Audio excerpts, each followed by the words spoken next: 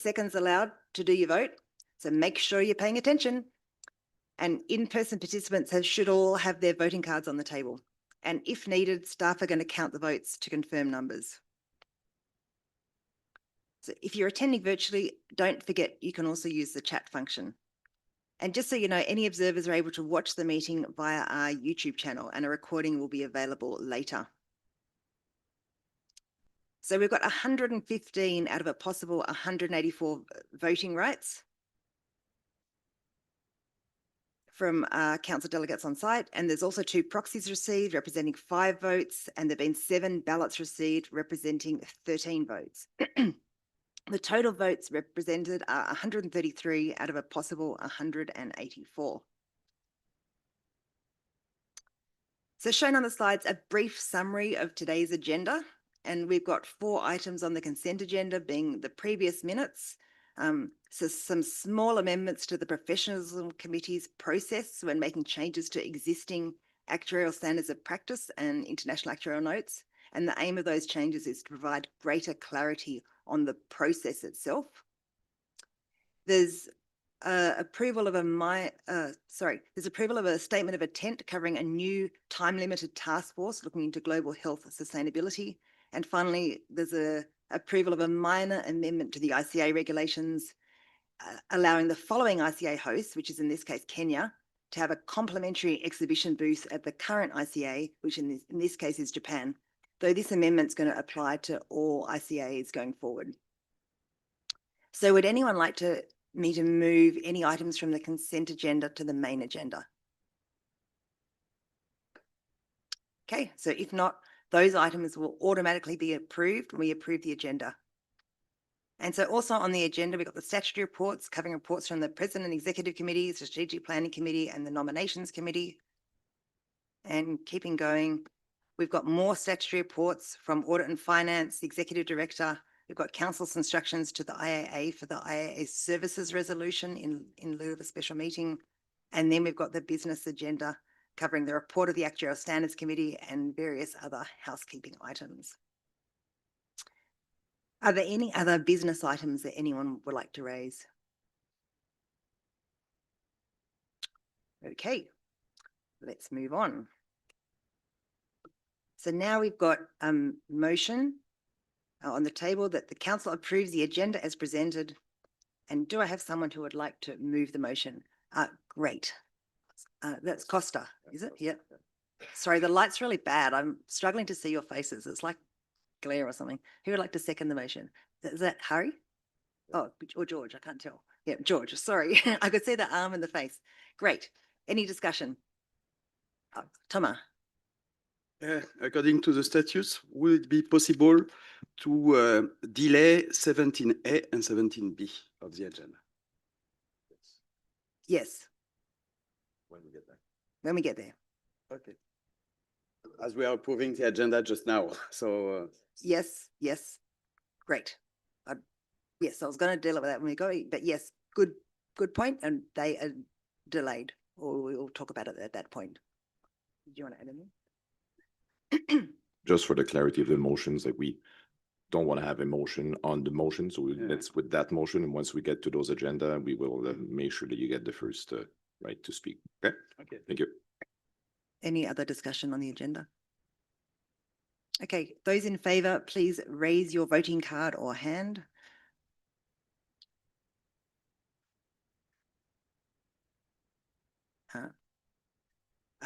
Great. Thank you.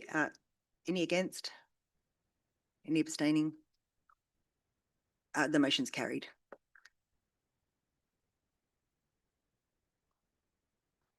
So we've got one information item on the agenda, which is a report from the Membership Assistance Committee, and it shows progress on the regular 3-year reviews of our IAA associate members. And so thank you to the Membership Assistance Committee for their work in this area. That's important that we keep on track of that.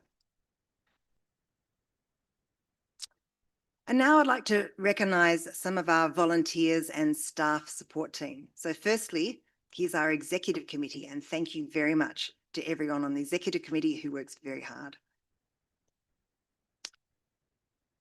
And we've now got here all our committee chairpersons. Again, I'm sure you all appreciate the work that all of the committees are doing, and thank you very much to all our committee chairpersons.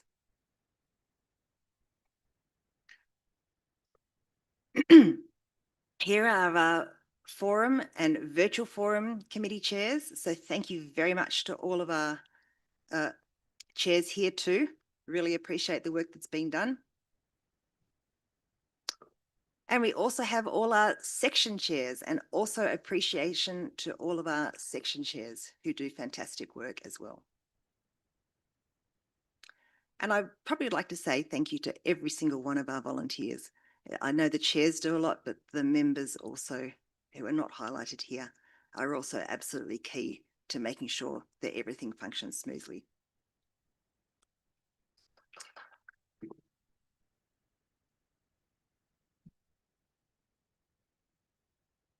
Now, our secretariat do a lot of work behind the scenes. They keep everything running smoothly. We just turn up and everything works. So I really do appreciate that everything that the secretariat do. You might notice a couple of new faces on this screen, and hopefully you've had a chance to meet some of these new faces in person. We're very excited to have them on board, and we're looking forward to working with them and all of the secretariat team going forward as well. So thank you very much, Secretariat.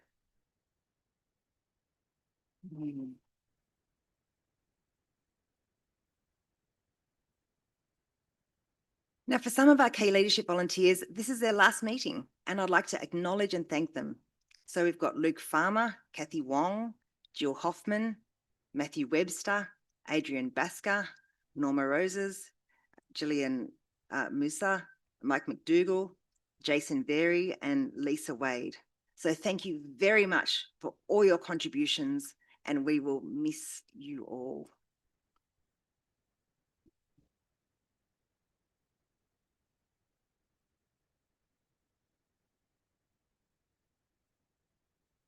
Right. This brings us to the statutory report section. So we're now about to move on to the report from the President and Executive Committee. And just before we begin,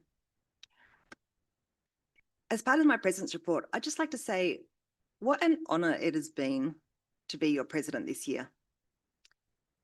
It's not always been easy, but I have really appreciated the support of all of you volunteers and who are here in the room today, and also many, many, many more who aren't here today, as well as the support of the Secretariat.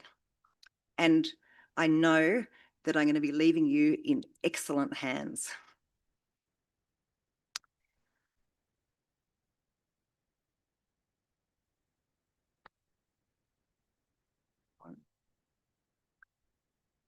So we've got an introductory item on strategic plan operationalization, and then 4 other items to cover in this section.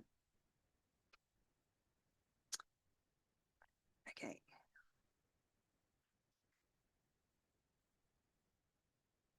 So many of you were at the Strategic Planning Committee yesterday, so I'm going to be very, very brief here. To remind you, our strategic plan covers engagement, awareness, and outreach. So we've now established a number of metrics covering engagement, which we will monitor, and I'm not going to go through them there. We went through them yesterday at Strategic Planning Committee. We also have a number of awareness metrics, and we have a number of outreach metrics. So it's just good to note we've got these metrics in place, and the Executive Committee will continue to monitor these and report to the Strategic Planning Committee.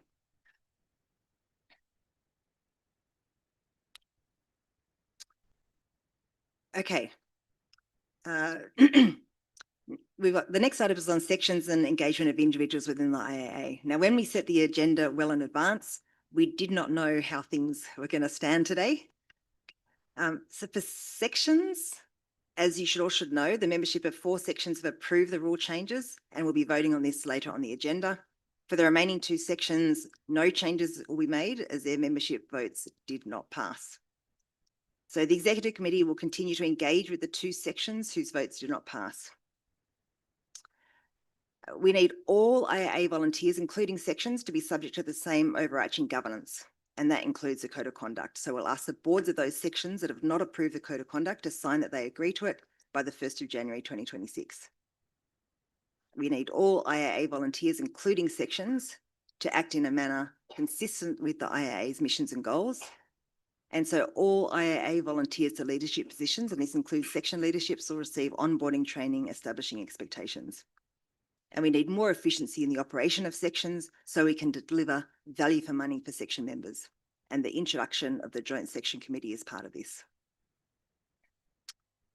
In terms of engagement of individuals in the IAA, I remind you, our focus is on our engagement challenge of how we relate to the around 90,000 individual actuaries around the world. And many of those are unaware of the IAA and the IAA strategy. So I heard from a number of you yesterday that doing nothing is not a satisfactory option. And it's better for the IAA to try something and learn for it. So we've now got a pilot underway with the Data Analytics Virtual Forum, and we're going to monitor its progress, and we'll hear a report back from them at our next meeting in Ljubljana. And I was also very pleased to hear yesterday that the health section is going to discuss engagement options to assess interest. So we'll continue to monitor the progress, and we'll certainly discuss this item further later in the year.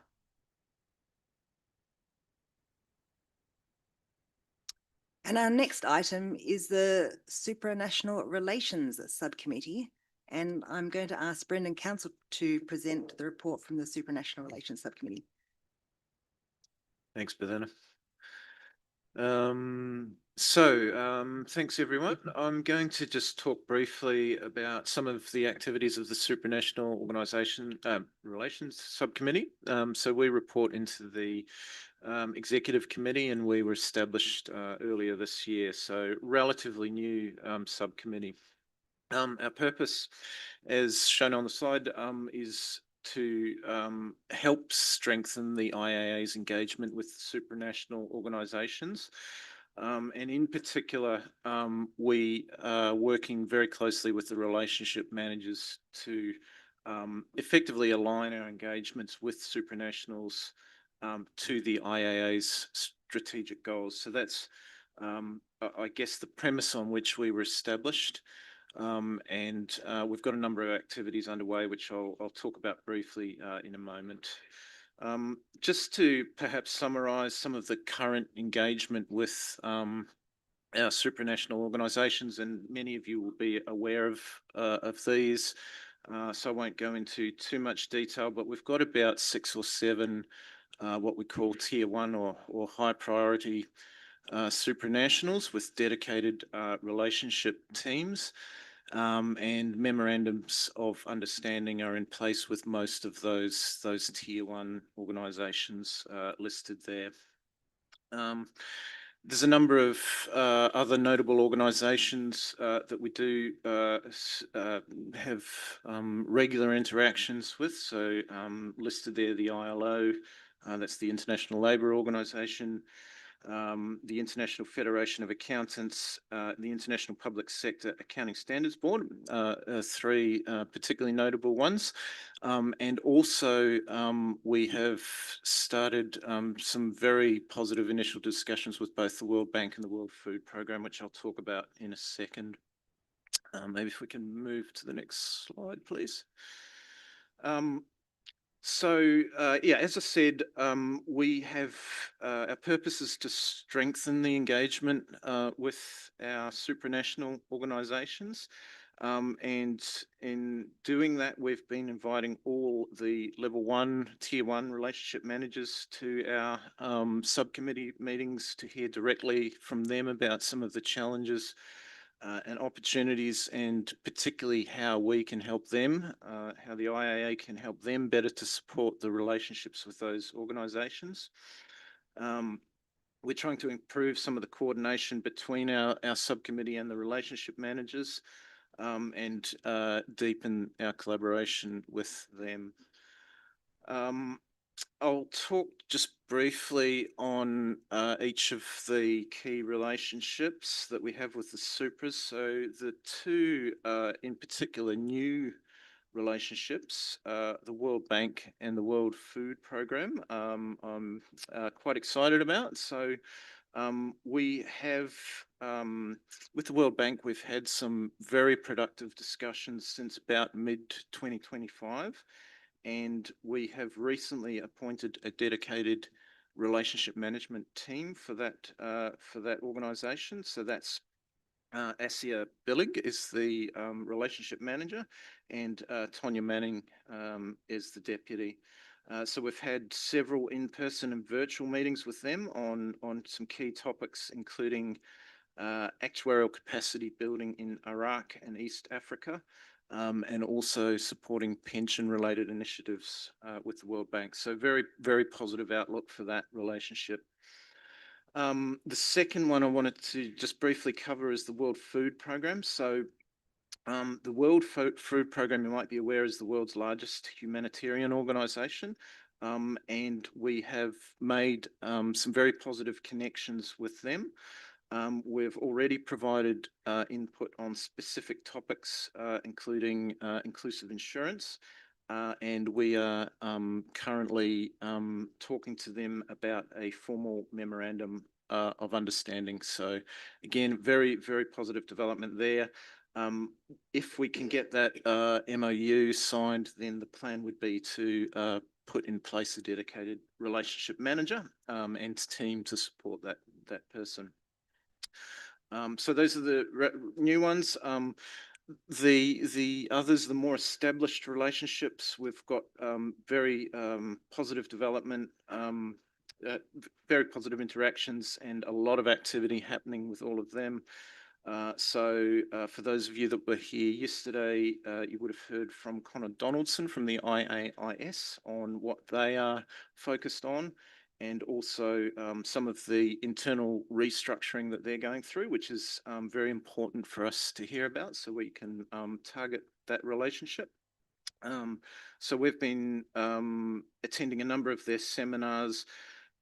We had participants attend a high-level meeting with them in June and a global seminar in July. So lots going on with the IAIS.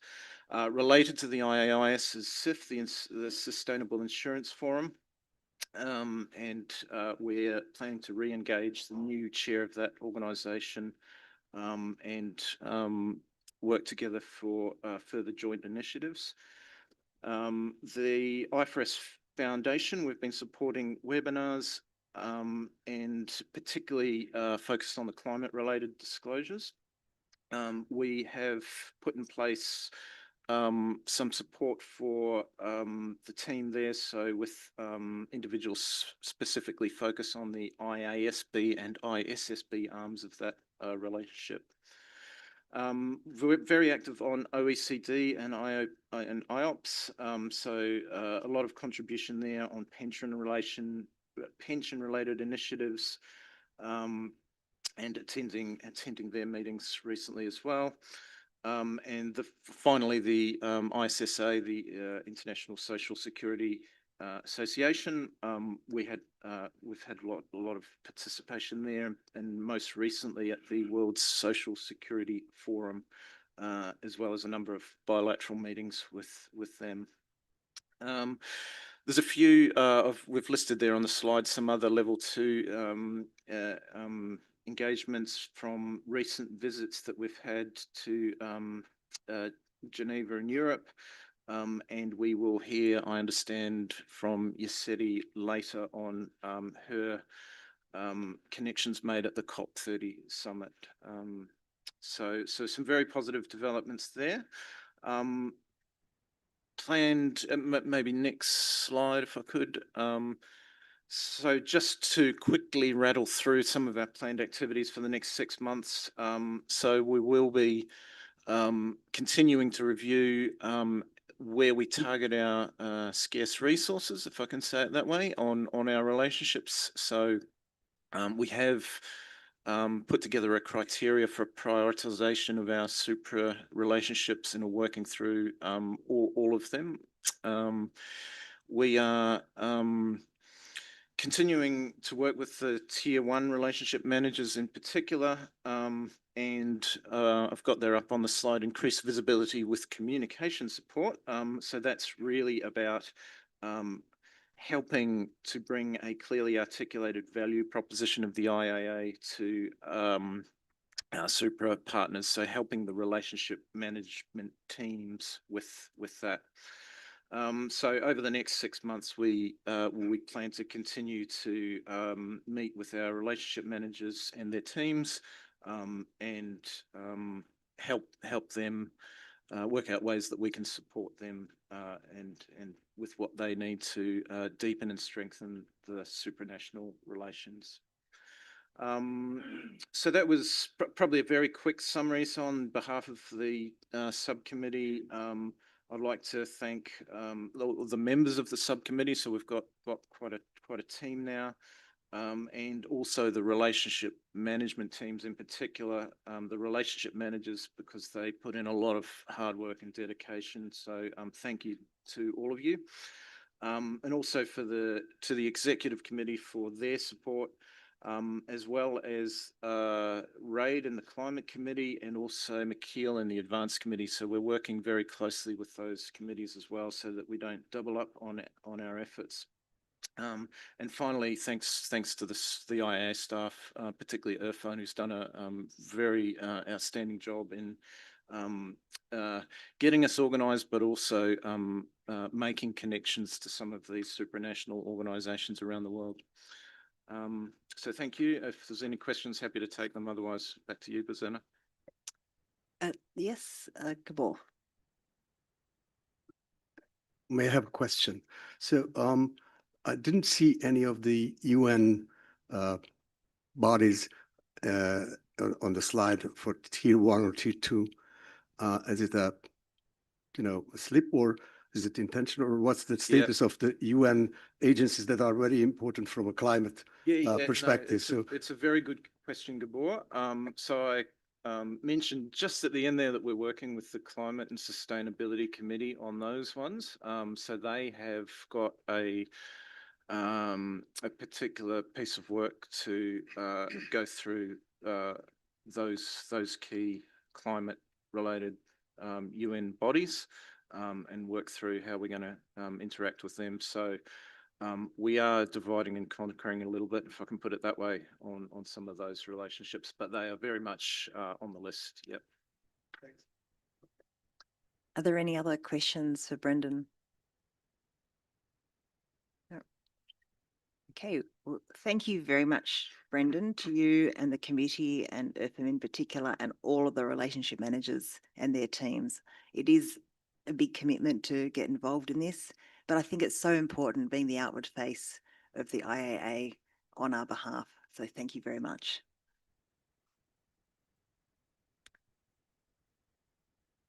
Right, the next item we have on the agenda is an update from the AI Task Force. And this is Frank and Peter, I understand. And Frank, I know you've got a lot of slides. Would you like to have the clicker?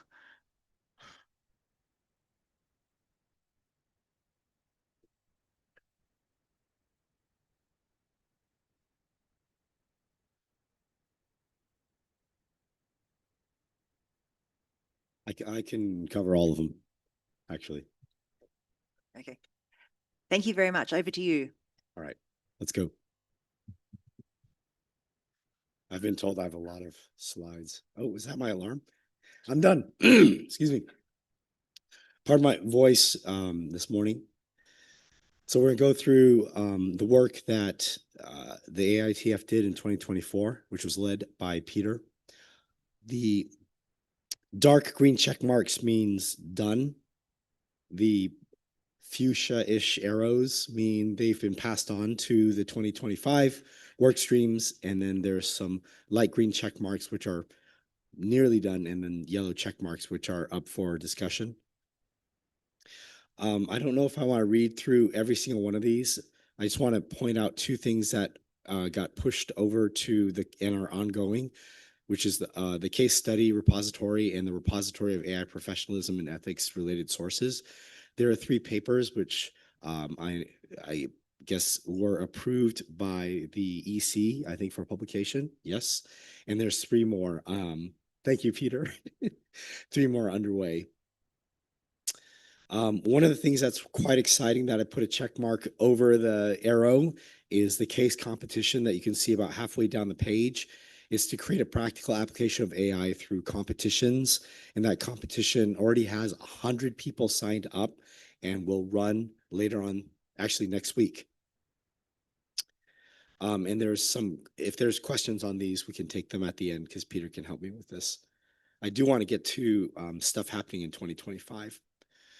So on the engagement pillar, again, this is to get actuaries engaged with AI because not all of us may be. We have a website, aiforactuaries.org. We've advertised this a bit, so hopefully you've already joined, but if not, it's free. Please go to aiforactuaries.org and join us. There are 1,900 and somewhere around 20 members. I put this slide together earlier this week, so you can see we're getting about 50 people around each week, if not more. Continue to join the site. And we have contributions. We have about 800 contributions in the last 30 days I checked. So it's basically doubling every month between contributions, contributing members, and active members. So the community is growing, but if you look at 1,900 overall, that's not a giant percentage of all actuaries. So there's a lot of room to grow for this as well, which we will work on in 2025. As I mentioned, there is a case competition that we've been running. It'll run next week. That'll get more people involved. We've advertised on LinkedIn. IA has generously advertised this for us on their LinkedIn as well. And then on the foundations work, just some of the knowledge to help people not just start with AI, but learn a few basics about AI. There are resources on the website, and we're curating these resources to help people build out their AI skills. I will say just live feedback that I got from a lot of you at this meeting, which is great, is that I should run some labs to actually sit down with all of you, show you exactly how I'm doing something, and then make sure that you all can do it as well. And we run these code labs all the time at Uber and other places that I've seen to just get people to actually do something. So we're thinking about doing this with the PBSS section, as well as broadly with any FMA who's interested in partnering with us, or we could do a web coding session as well. So those are some ideas that came out of this meeting right now that I've taken back to the group. We're going to continue to do marketing and awareness on the AI for Actuaries website. We're going to start an engagement leaders program. That's probably plans for 2026. And then we have a new area called Quick Wins. If you haven't looked at it, check it out. There's some stuff on prompting in there right now. And the intention there is just to put quick wins there that you could implement today to help you get engaged with AI. The next work stream is research and advancement. It's broken out into a few efforts. The sub-work streams include a knowledge base of all the stuff that we produced in 2024, as well as we're producing in 2025. There's advancing the AI-enabled actuary, which we'll talk about, and then collaboration and communication. As far as the knowledge base is concerned, we have a core library of documents that we've assembled in one of the SharePoint folders. This includes recent FMA publications and relevant research. We are looking to maintain this on a quarterly basis. Some of this also is on the AI for Actuaries website.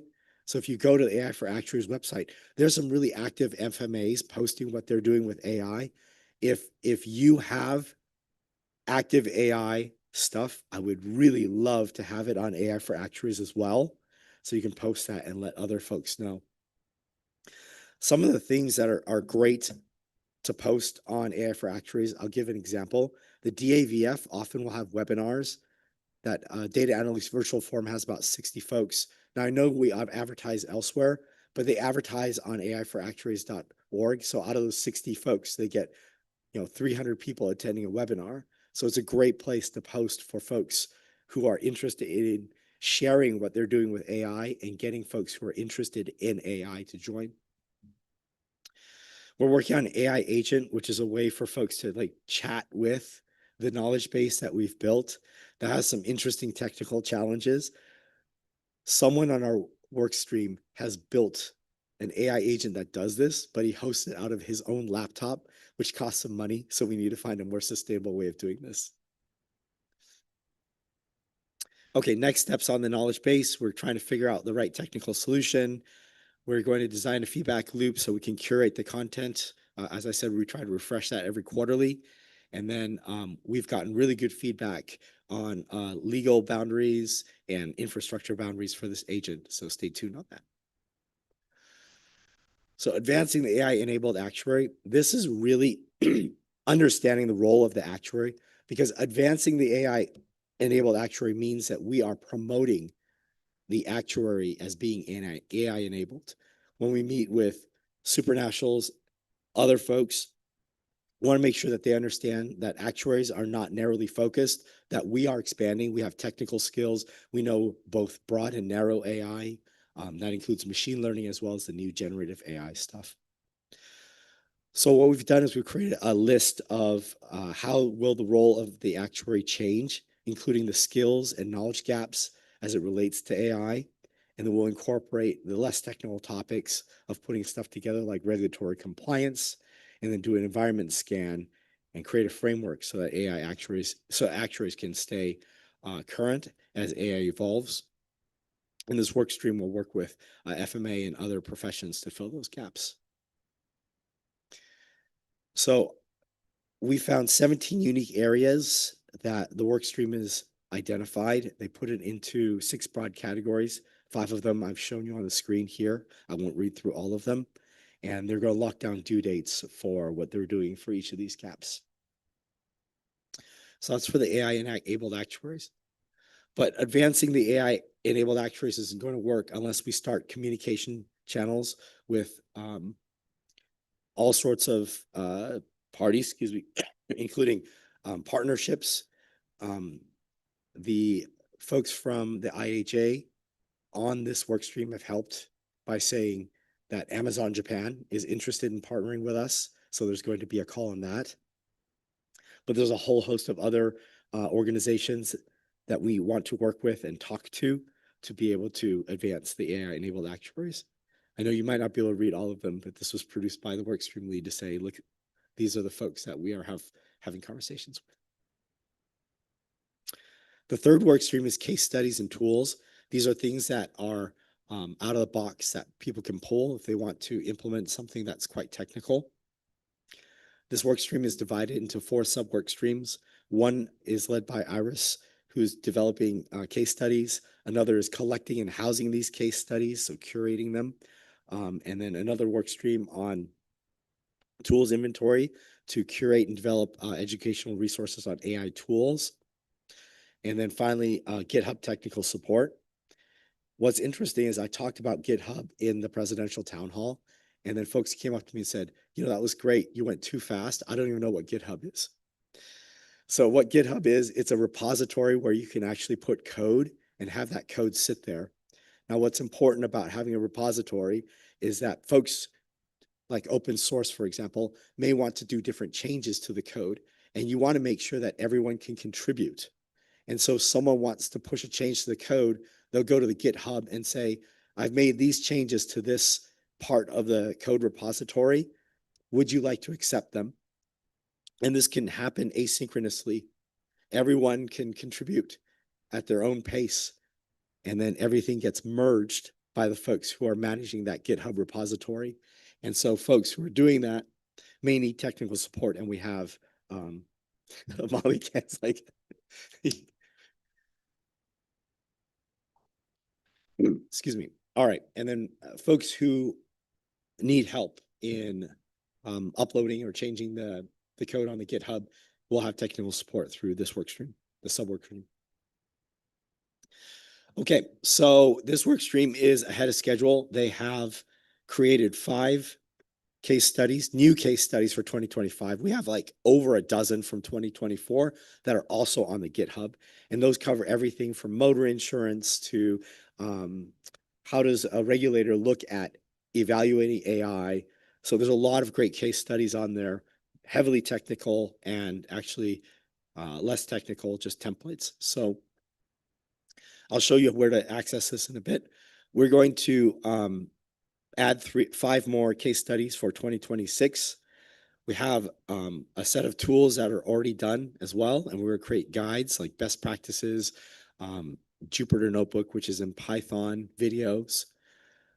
Included in that is also webinars. So folks who don't know GitHub or don't know how to get the stuff out of the GitHub repository, we'll show you how to do that as well.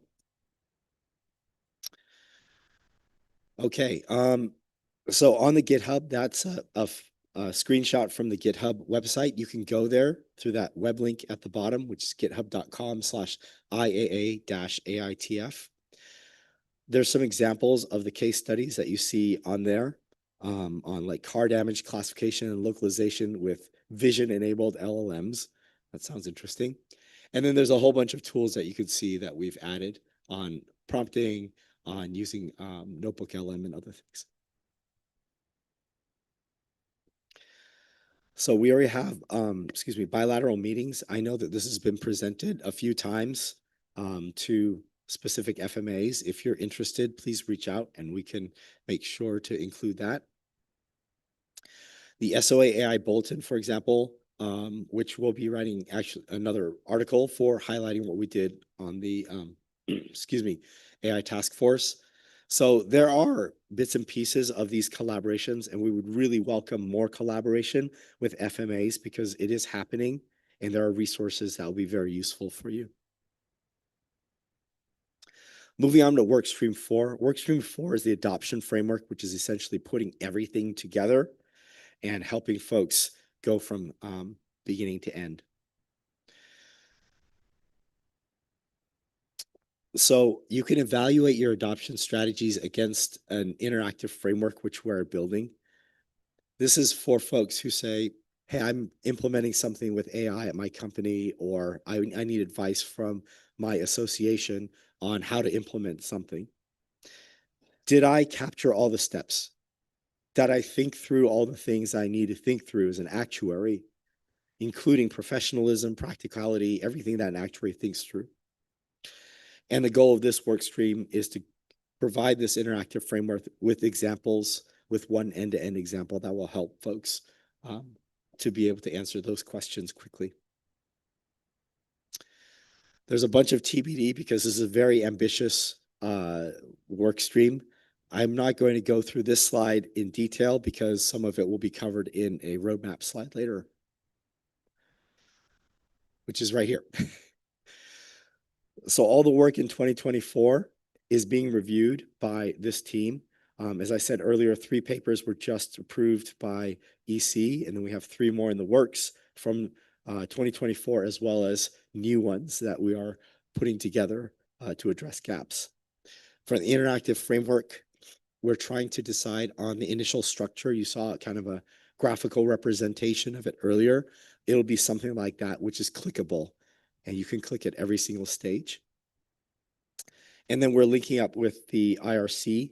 I think the groups have been talking, and there are papers that cover regulatory related matters, and we will be getting, we'll be making sure that the teams are working together there.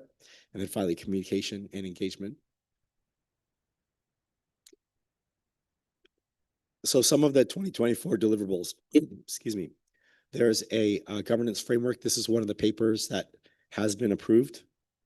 If you're interested, I think it got sent out initially to all the FMAs, and we received, Peter was going to correct me, but over 300 comments, which we have incorporated or reconciled.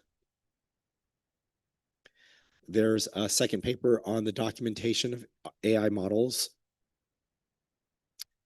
and then a testing of AI models as well. So these are the 3 papers. 3 more papers that we're working on cleaning up. One is on professional considerations, another is the risk taxonomy, and then a final one, prompting for actuaries. I think there's a better title than what's on here, something clever, but I can't quite remember it right now. So these 3 papers we're working on as well. So on the interactive framework, if you're curious as to what all the different phases in that interactive framework will be, these are the 10 that they have planned. It starts from model, strategy, and planning and goes all the way to governance, structure, and roles. You can see everything in between are things that we should consider. Some of these things we actually have papers on, as you saw on the previous slides, and those papers will be linked on the interactive framework for reference for those who are using it. Okay, I think that's it from me, but I'll leave this slide up in case folks have questions. Right. I'm so excited by what the AI task force is doing, and it's absolutely great to see. So thank you very much, Frank, to you and the rest of all the task force. But I'm going to open the floor to any questions or comments.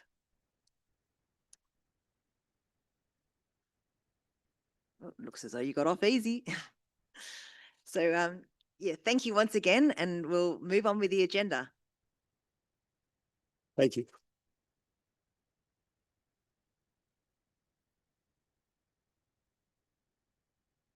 Do you want to click to the next one? Yeah, thanks. While you're walking. Okay, so the next item that we have on the agenda are the appointments and reappointments. And these are the appointments that come under the ratification of the executive committee. So in your pack, if you clicked on the link on the council agenda, you would have got the spreadsheets that link to all the deployment charts, and that shows all the changes that we've been proposed to those leadership roles. And that relates to some committees, some forums, and some proposed changes to the IAA section delegates. So we've got a motion on the table that council ratify the appointments and reappointments approved by the executive committee as indicated in the attached deployment chart. So do I have someone who'd like to move the motion? Katina and Gabor, seconder. Fantastic. Is there any discussion? Okay, so those in favor, please raise your hand or voting card. Okay, any against? Any abstaining? So I think we have Nigeria as abstaining. And No, that wasn't the plan. That wasn't the plan. Sorry. oh, okay. Thank you for clarifying. I know I'm racing you through. Great. The motion's Sorry. carried. I don't see the vote on my screen. Neither do I. Well, since we only needed, I think, 50% to pass that one. We're passed. Still voting with the poll on landing. Yep. Okay. Good. You got your poll. Sorry it wasn't Yeah. there in time, but it passed anyway. Now, yes, thank you. Thank you. Okay, so that brings us to the end of the President and Executive Committee's report. Does anyone have any other questions that you haven't already raised on any item in this? Okay, in that case, we'll move on to the report of the Strategic Planning Committee, and I'll ask our chair, Charles, to tell us what they've been up to.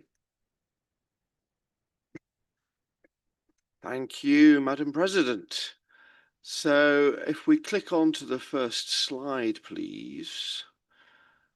We've been quite active this year. I'm just going to give a quick summary of the areas that we've covered, most of which will be very familiar to you. And just as a reminder again, as I reminded the SPC yesterday, the SPC is a subgroup of council. It was created to allow council to thrash out difficult strategic issues and cover discussions that would not be practical within council. So we had a busy year. We started off by picking up the work of the SPC in 2024, which looked at a regular review of the committees, and there was a couple of pieces of work that came out of that. We had a look at the Insurance Accounting Committee. We moved the responsibility for the climate-related standards to the Climate and Sustainability Committee, but otherwise we concluded that the Insurance Accounting Committee still had an important role to play within our structure as it was currently constituted. We've done a lot of work, you don't need me to tell you, around the sections review, which started at the beginning of the year and has continued throughout the year and was clearly a large part of our discussion yesterday. We've also been getting regular updates on our AI work, a key strategic part of our overall mission and goals that we are supporting. So if we move on, please. I think you're losing me here.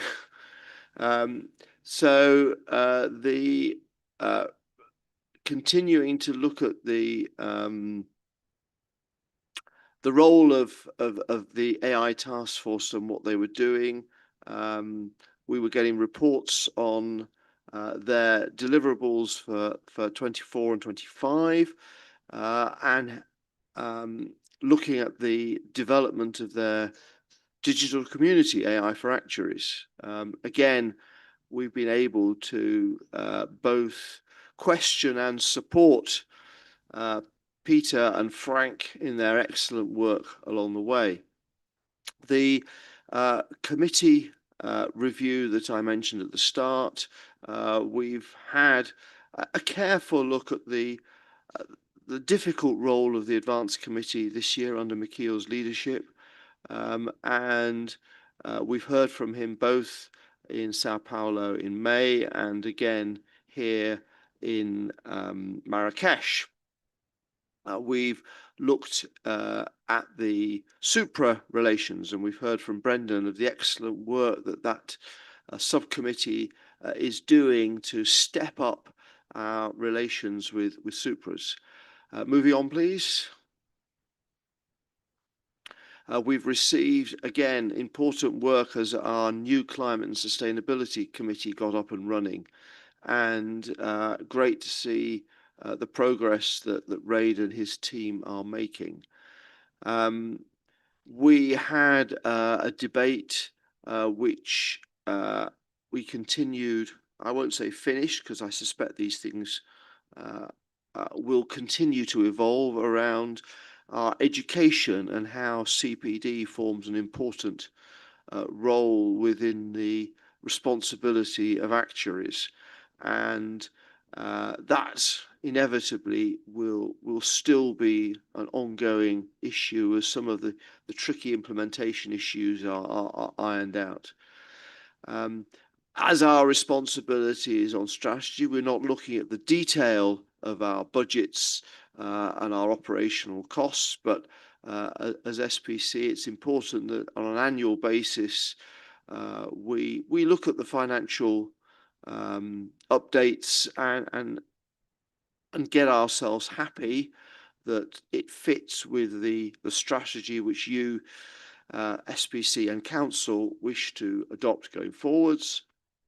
And we kicked off a discussion which is really only just starting on how can we better engage individuals generally within the IAA, of which the role of sections is such an important part.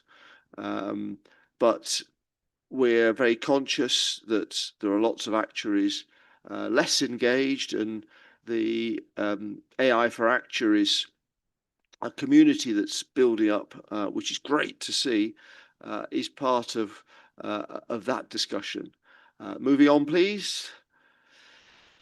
So we're now coming up to our discussions yesterday. We looked at the data analytics virtual forum and how it can merge its operations and the way it builds community with the AI for Actuaries Forum, and that was part of the discussions we had with Michiel in the Advanced Committee. We had two, I suggest, not only really interesting, but really important horizon scanning topics. And I believe that they are things that we are going to have to return to, not just next year, but I suspect in future years as well. And then very finally, we had an update on the strategic plan, which again sits with the ownership of the SPC. And Bozena gave us an update on that and a quick look ahead to our plans for 2026. So that's it. That was what we covered this year within the SPC.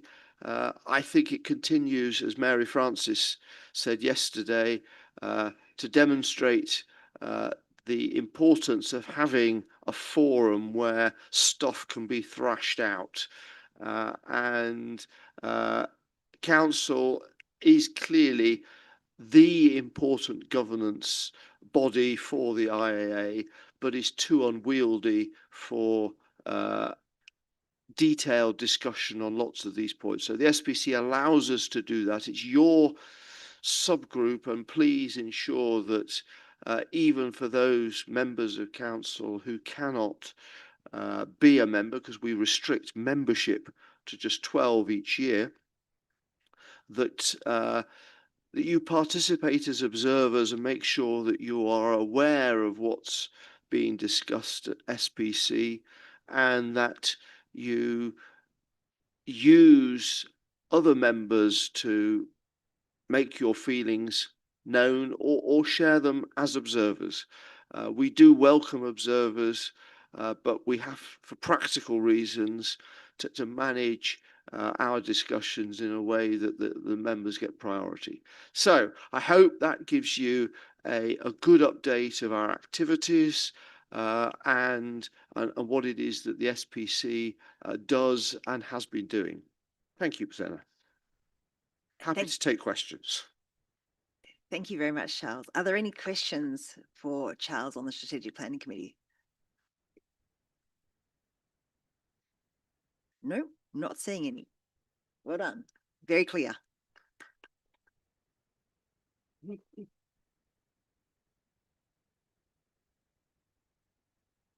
Great. Now we've got the report of the Nominations Committee, so I'll ask our chair, Michelin, to provide us with an update on its activity.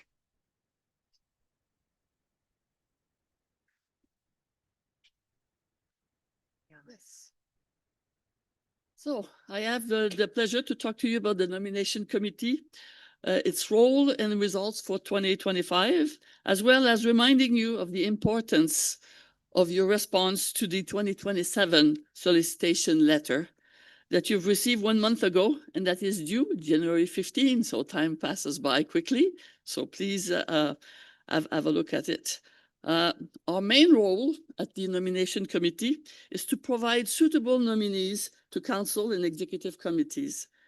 The vote at the end of my presentation, which will be done by Bozena, will cover the statutory and limited members, these committees, and you will also vote for the president-elect later on. I think we are also behind the recommendation that you just voted on with the executive committee. So that's what you see on the yellow of the screen. So we do, as principle, look at geographic distribution. Like we have 3 regions. We have also English-speaking members and non-English native speakers, and gender. And so I'll report on how we're done on this. And we also look at diversity of skills, diversity of practice, so that we really represent overall the profession. Whoops. Just a second. We are 13 members on the INSEE, the 3 president, myself as penultimate president, and 9 members, 3 of each of the 3 regions, as you can see from the colors. As you're going to look at the 2027 solicitation letter, it's basically the ones that are in the 2026 column that you're going to replace. We already have the decisions for the 2025 group that's going to get in with the job in a few months. Okay, next slide. Okay. So this is the process that we followed. I'm going to translate this to the process that is already started for the 2027 solicitation. So you do have that on your end. What the nomination will first look at is the urgency, that is the 2026 last minute departure. We always have people that eventually at the end of a year or just, once we think we have done our job for many reasons that are part of life resign, and so that's an urgency. So those of you that are with committees where late departure, please be aware that the committees next year are going to be making its most to be able to fill that. And then the next priority is looking at the president. We always loved at the first meeting of the year to be able to unveil who we have recommending. So hopefully that, but it depends on circumstances. So it's not all the years that we're able to do, the committee is able to do this.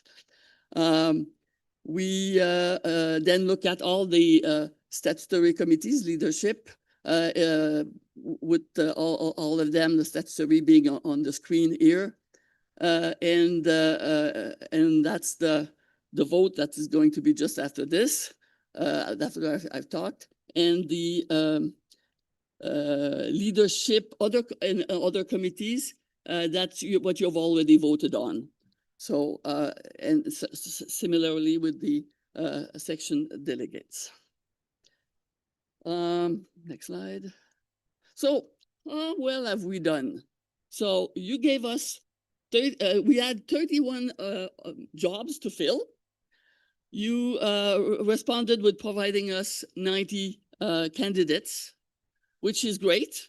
Three choice in average per vacancy. At the same time, it's not exactly evenly distributed. There's lots of the higher profile jobs receive a lot more nomination, you can guess, than some of the more less visible jobs, I would say. Not less important, because they are all important. But so especially if you're new and it's a good way for the association or even the people to get introduced to the IA, to get into the jobs that maybe have less light on it, but at the same time are fundamental for the functioning of the IA, and also gives it's an easier introduction. So I urge you to look at all the possibilities so that we have good choices on all the jobs that are open at that time. Last observation there is only 9 FMAs out of 75 provide us name last year. So please don't be shy. We want nominations from all. What do I say now? If you look at, okay, so we have a goal, 1/3 ALOA Europe and USC. You see, it's pretty good in terms of considering, and it's something that we do with a lot of rigor. And so it's not exactly perfect because, of course, it depends on the movement, but it's honestly, I'm pretty proud of the distribution there. You'll see also that we take attention to like diversity. So this is why, for example, tier 3, which 9% of the members, the individual members of the IA, still receive a fairly good proportion of the the jobs, if you want. And that's very essential to reflect the diversity of the IAA, because it's tier 3 have very different issues, and it's not a one single block. We looked at gender, and I'm pretty pleased about what's happening with the gender. If you look at the bars at your right, it's from 78 to 70 to 66%. Of course, the goal is 50, but it takes time to get there, and also it reflects the fact that there's more and more women in the profession, but probably not still 50-50. So looking for this to more progress on this. In language, we're also very sensitive about English speakers and native English speakers and non-native English speakers, non-native. So the proportion right now it was a bit of an outlier in 2025, but 2026, you can see it's pretty even. We don't know though what's the proportion, because we never canvassed this around the all the association as to how many are of English speakers and non-native English. So, but it sounds good at least. So pretty happy about this. And now it's my call about the next president-elect that you're going to have to reflect on. Whoops, all right. Come back. No. You can see that over time, I mean, we'll have to replace Bozena if you want. Sorry for that, Bozena. But nevertheless, this is as we are planning ahead. You still have a couple of work in front of you over the next 2 years, but we're talking 2027. So for Aloha, we'll have an opening. It's going to be quite interesting, as one thing that we're more and more sensitive to is representing at the leadership the diversity of the IAA. And Aloha is definitively a symbol of diversity, because of that region by itself is very diverse. So far, if you look at the last 20 years, we got all the presidents of Aloha were from 3 countries only. We need to, especially looking at the fact that that president that would be selected for 2027 will also be there in 2029 when we're going to go to Kenya. So it would be nice if the message would be a message of diversity. And I'm not necessarily meaning African, but like a more diverse compared to the people that have traditionally been from Aloha. So please take that in mind. And those of you that feel urged to serve and like to get this message, to get more people involved with more diverse background, that it could basically look at the IA and feel included just by looking at its leadership. So that's the main goal of, I should go from that mic. Nevertheless, there's still some requirement. Strong leadership qualities, because it's a big organization, it needs to be led. It's also a knowledge of the IAA. I mean, you can't not lead, so people that have been close to us and that have a sense of how we operate, so that to be as functional, because you want to be, it's great to have diversity, but it's also great to be able to manage understand how it works, to be able to be as effective as possible. So that's my plea I would be looking forward to see your result, but I'm leaving. So looking forward for some of the announcement next year on this. So that's my message, Mrs. President. If you want to go, I guess, for the vote. Yes, thank you very much, Michelin. What we're going to do now is we have a vote on the appointments and reappointments to the statutory and limited membership committees. And after this vote, then there'll be a chance to ask broader questions to Michelin about anything in her report. You can stay up there for now. Yep. So we've got a motion on the table that on the recommendation of the nominations committee, council approve the appointments and reappointments as presented in the attached deployment chart. And that deployment chart was the one in your council agenda.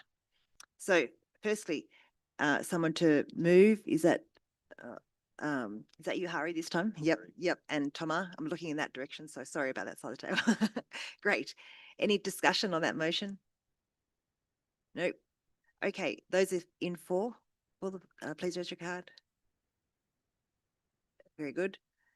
Anyone against? Okay, I'm waiting for the online vote. Good. Any abstaining? The motion is carried. Thank you, everyone. And now there's a chance to ask Michelin any questions about the nominations committee work. Okay, I'm No? not seeing anything. It must have been Okay, very well, clear, it's- Michelin. So thank you very much. And Thanks. I'd just like to make one comment.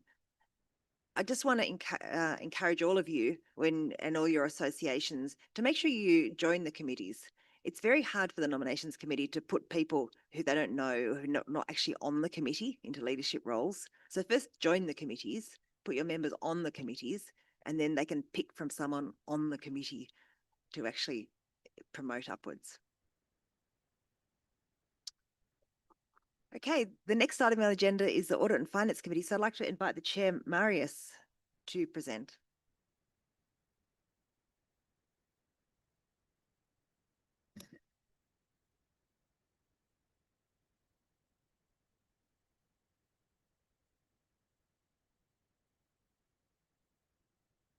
Thanks, Caroline.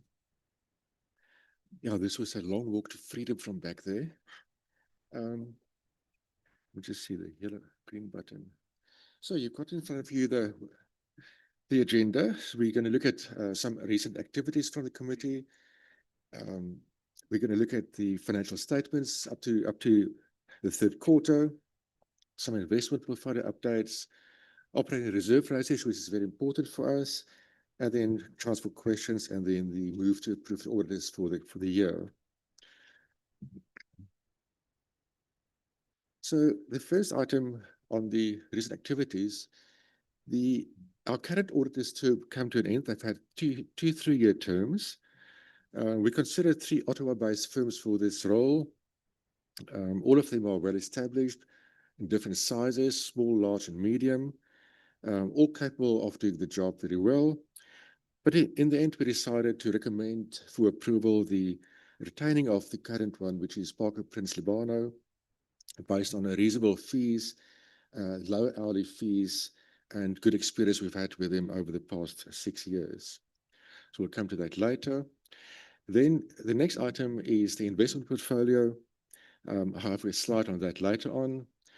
We also, every quarter, we look at the oversight of financial position against a budget, including reserve ratios, also more about that later. Then we received an annual compliance report on the 17th of September from Secretariat. They confirmed that all filings, returns, etc., have been done for both of our entities. So we're happy with that. We had a report on financial assistance given to members of the IAA. So we noted that report. Also noted that there were some delays from some members to request reimbursement. So we encourage all of the people who need to request reimbursements to do so in time.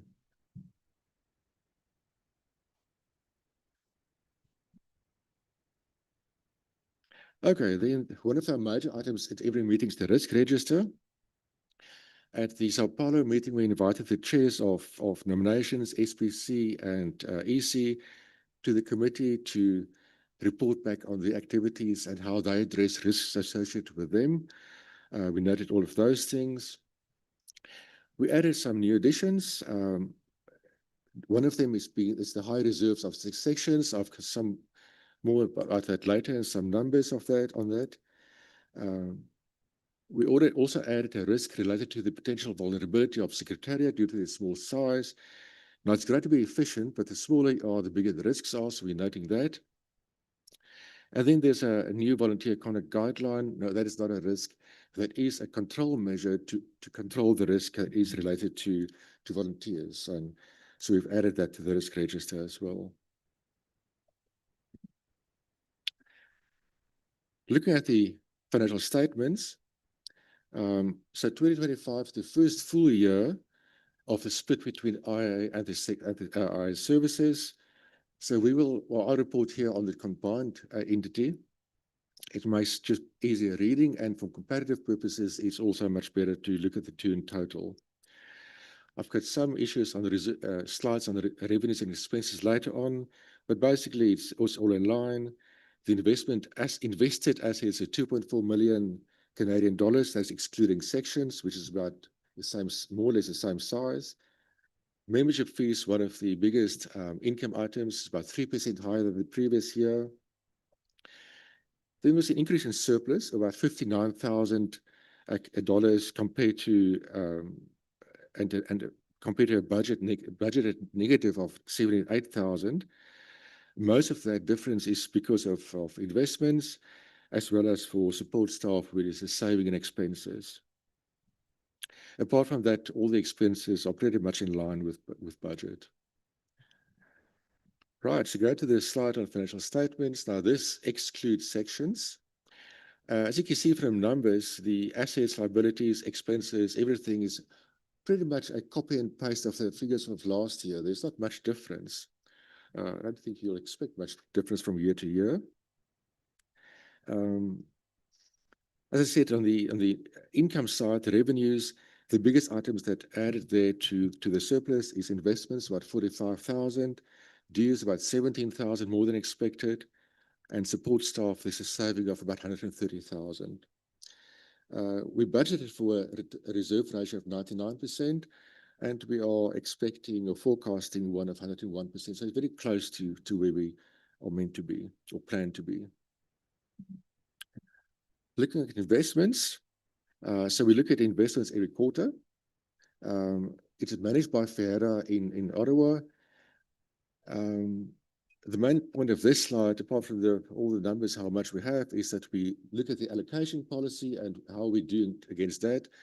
So you can see that the exposures of both the IA and XIA, including sections, are all within the exposure, within the allocation policy. So we're happy with that.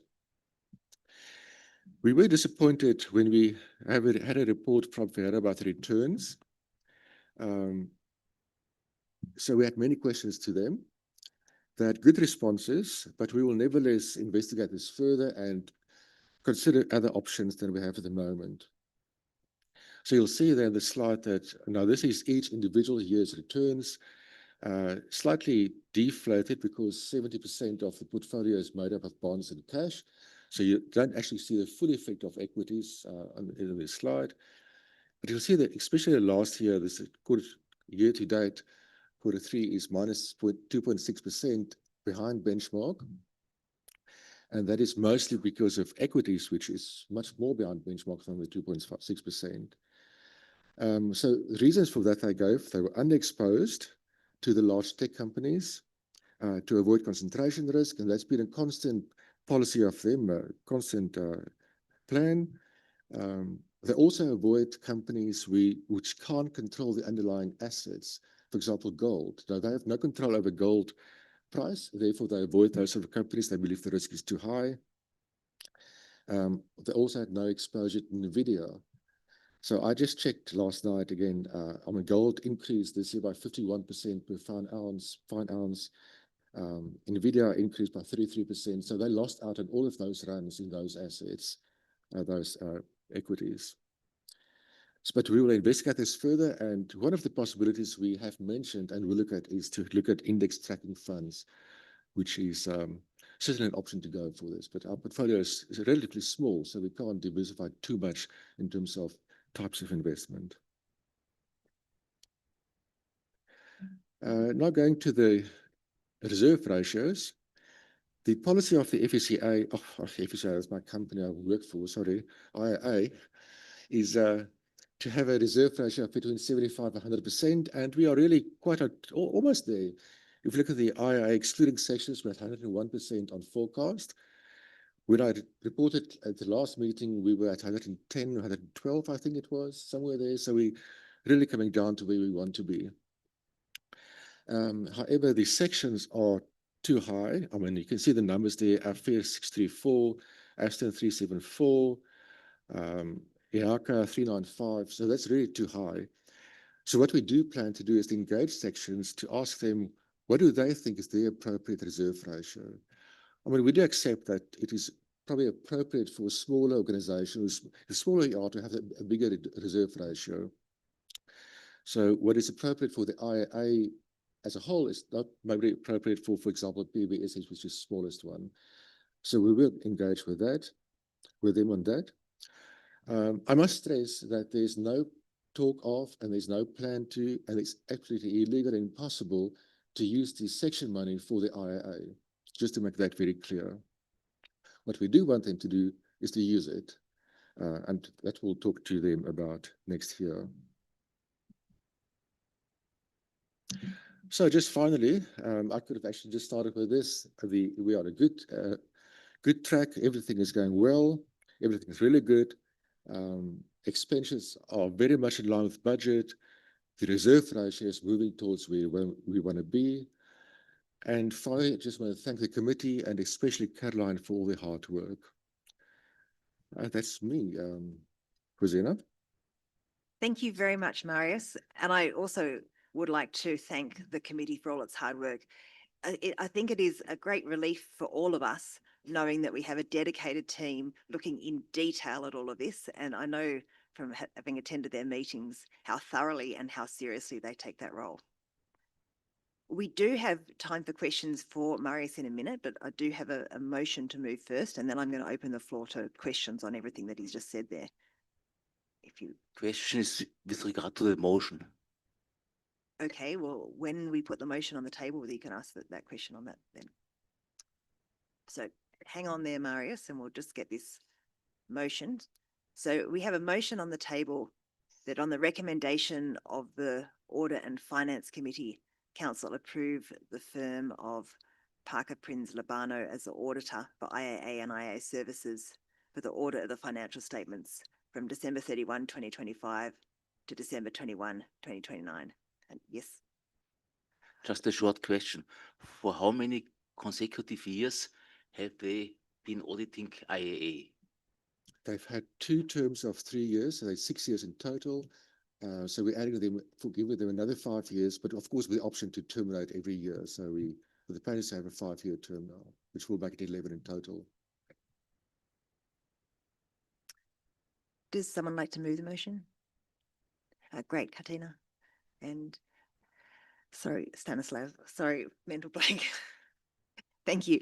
Any discussion on the motion? Just a point of information, because it's probably where Hartwood was going. In Canada, there's no law to limit at 10 years the auditors of a corporation. So that because we did discuss this at the committee. So just for information. Any discussion? Nope. So those in favour, please raise your voting card or hand. Very good. And is online okay?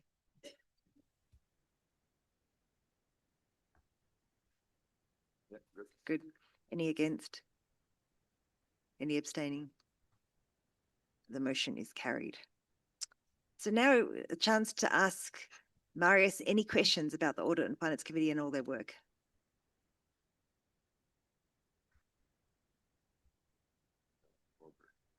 Thank you, Norbert.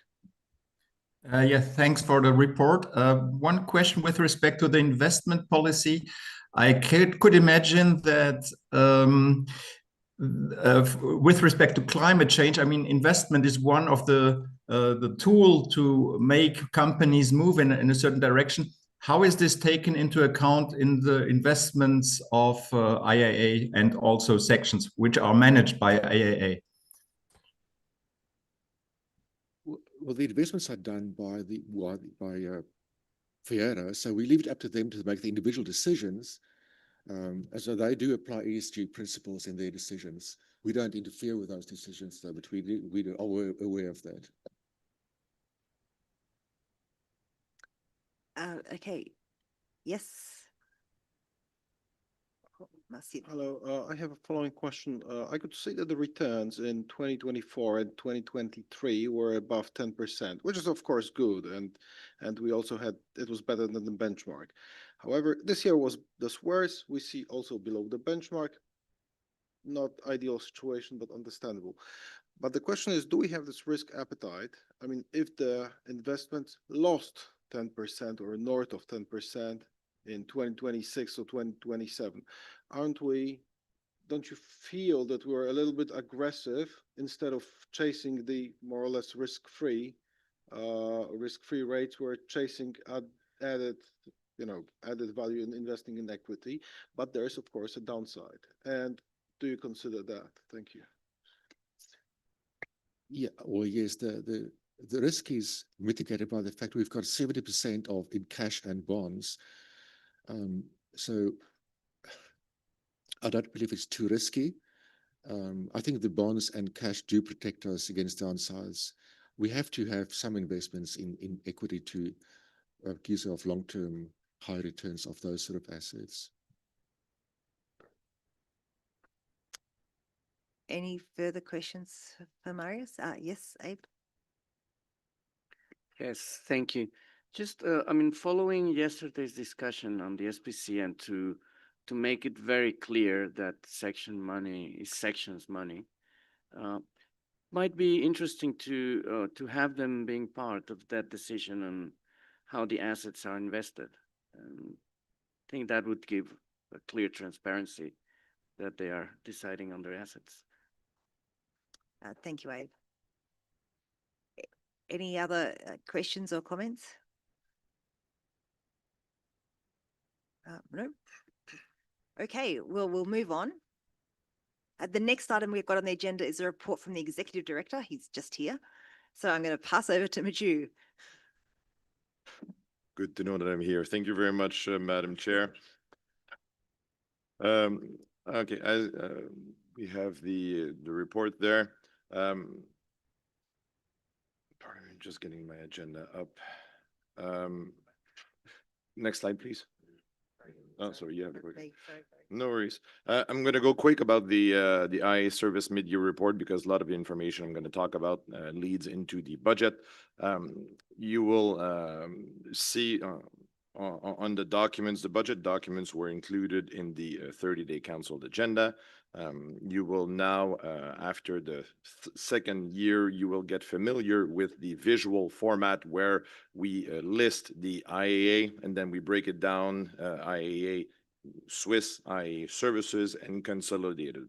So for those of you who are a little newer to council, who may not recall, the IAA structure is the IAA is a Swiss Verein. So that's why we say IAA. It's the Swiss entity that controls the fees and the revenues are under the Swiss.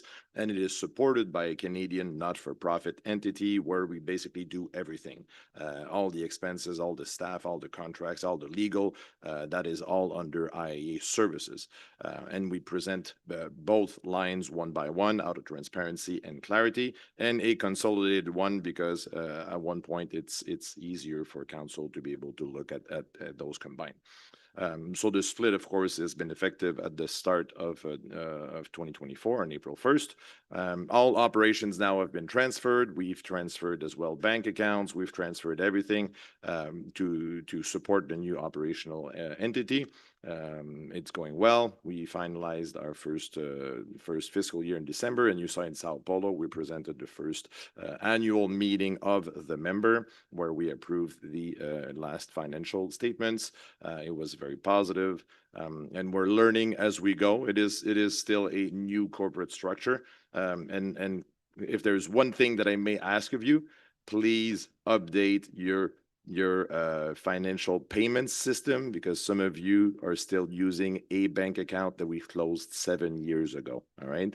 So if you're not sure, please give us a call. We're very, very happy to point you in the right direction, because we have some associations that are a little bit behind, and we are more than happy to point you in the right direction, because chasing after banks and international wire payments is complex in some situations.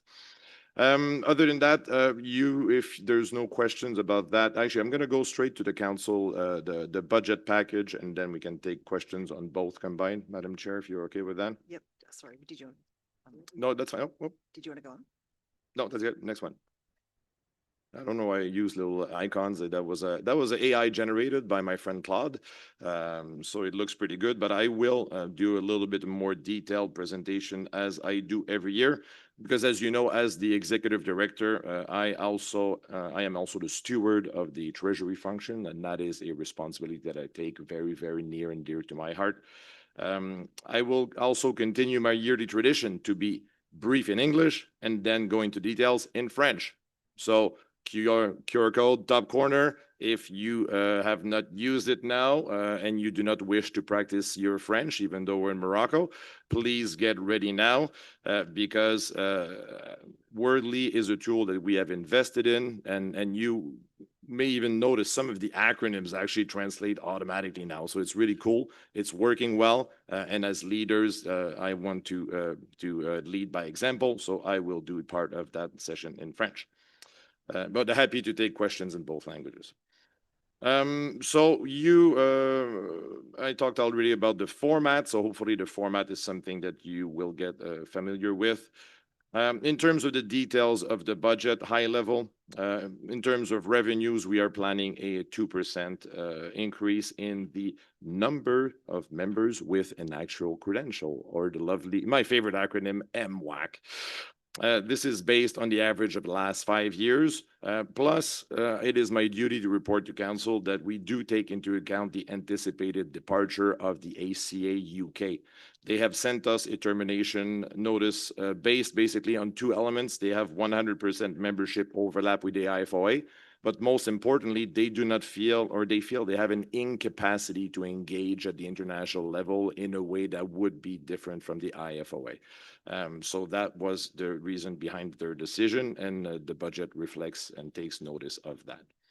The intercompany invoice will be at roughly $2.6 million Canadian.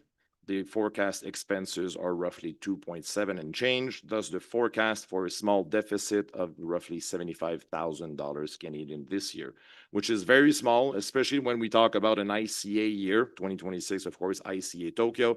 Those years are always expensive in general. And when we add always expensive plus Tokyo, well, it's not going to be cheap. That is for sure. This means that our IA reserves ratio is now forecast to be at the end of the year at 92%, which is well within the range of between 75 and 100% that we want. Alors maintenant, tout le monde est prêt? Je vais continuer évidemment en français. Et je dois vous avouer qu'à chaque année, c'est un grand plaisir pour moi parce que l'AI, évidemment, est une organisation bilingue et étant basée au Canada, c'est pour nous un plaisir de pouvoir participer un peu en français. Et surtout ici au Maroc, je pense que c'est encore plus approprié d'avoir une discussion en partie en français. Je suis très heureux de vous informer que pour la première fois en 5 ans, le secrétariat fonctionne à plein régime. Ceci est grâce à nos récentes additions au poste, notamment de spécialiste des relations internationales. Nous avons parlé de Irfan. Nous avons comblé ce poste en février.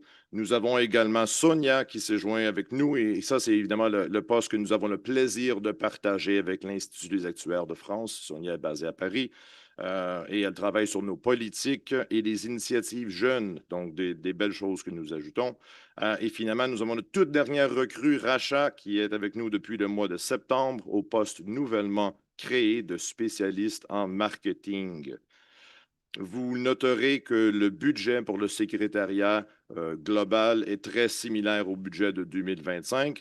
Évidemment, le montant réel pour l'année 2025 est un peu plus bas que ce que nous avions prévu, tout simplement parce que les embauches ont été faites progressivement au cours de l'année. Alors, le budget pour 2026 représente évidemment ces montants-là pour l'ensemble de l'année. Donc, ça va être la première fois que nous allons voir ceci pour l'ensemble de l'année. Je veux parler maintenant un peu de nos événements. Nous avons, comme je l'ai dit, prévu un budget pour Tokyo, hein, évidemment, qui va être nos rencontres en amont du Congrès des actuaires, le ICA. Et nous avons prévu aussi de tenir un 3e sommet sur l'intelligence artificielle qui se tiendra lors de nos rencontres à Tokyo. Parlant de Tokyo, évidemment, je suis tout de même très heureux de vous annoncer que nous avons fait des efforts considérables afin de trouver un hôtel avec un centre des congrès, avec un niveau de abordabilité tout de même raisonnable. Et évidemment, je mets des parenthèses ici parce que c'est Tokyo. Et qui dit, donc, nous serons au Hilton Odaiba, Tokyo. Donc, sur l'île, c'est très proche de l'aéroport Haneda et c'est un très bon hôtel. Et évidemment, qui dit hôtel abordable à Tokyo dit à l'extérieur du cœur du centre-ville. Donc, pour ceux d'entre vous qui vont demeurer présents pour l'ICA, ben, vous allez avoir le plaisir de venir avec moi dans les transports en commun de Tokyo, qui sont parmi les meilleurs au monde. Donc, nous sommes en bonne posture, évidemment, ou vous aurez l'option de changer d'hôtel. Afin d'absorber une partie des coûts reliés à ces rencontres, nous avons planifié d'utiliser un montant supplémentaire de 60 000 $ qui provient du fonds spécial. Et ce fonds spécial avait été créé en 2018 exactement pour ces dépenses-là, donc c'est directement en lien. Évidemment, je dois parler qu'avant d'aller à Tokyo, nous allons avoir le plaisir d'aller à Ljubljana, en Slovénie, du 4 au 8 mai prochain. Et je dois vous dire que cette ville est vraiment, vraiment charmante, mais vous allez avoir l'opportunité d'en entendre parler un petit peu plus vers la fin du conseil. Nous avons également prévu un budget pour 2 séminaires régionaux. Le premier sera au Bénin, à Cotonou, et je vous encourage à participer à ces événements-là. Le deuxième, on n'a pas encore la date ni l'endroit spécifique, mais ce sont des événements d'engagement régionaux qui sont très importants pour le développement des associations. Donc, lorsque vous entendez parler de ces événements-là, je vous encourage à les supporter dans la mesure du possible. Directement en lien avec cette thématique, un élément que vous avez possiblement entendu dans les derniers jours si vous étiez à ces rencontres-là, j'en ai parlé un peu, c'est notre nouvelle formation. Nous faisons une formation de formation actuarielle pour les régulateurs d'assurance et nous allons faire la première session en français de l'histoire de la AI dans quelques jours à Casablanca. Nous avons déjà plus de 100 participants inscrits de 14 pays africains francophones qui vont venir sur place pour apprendre davantage à propos de la profession actuarielle et à quel point c'est essentiel pour eux de travailler avec les actuaires pour les aider à établir l'ensemble de leur supervision basée sur les risques. Nous avons beaucoup de demandes et je dois vous dire que je suis extrêmement fier d'avoir été capable d'organiser ceci jusqu'à maintenant avec nos partenaires, notamment l'AMA, la CAPS, dont vous avez entendu parler hier, et la Fédération marocaine des assurances. Et c'est un partenariat que nous attendons avoir plusieurs autres demandes dans les prochaines années.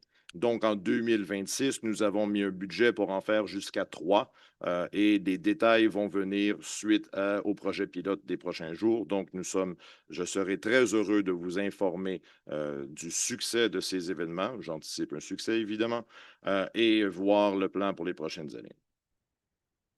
Madam Chair, I will now conclude by saying that I feel very confident that we can continue to plan for a no-fee increase up to the end of 2027. Now, this is a commitment that I made in council in Montreal, my hometown, when we were in 2022, when we approved the strategic plan and the financial plan in support of the 5-year strategic plan. And I'm very happy to report that this is still aligned with where we were in general. Of course, when we think about the 5-year strategic plan, sometimes in later 2026, we will already start to lay the foundation for the next strategic plan, which is anticipated to take a lot of the operational work during the 2027 year, because we need to start to build those ahead of time.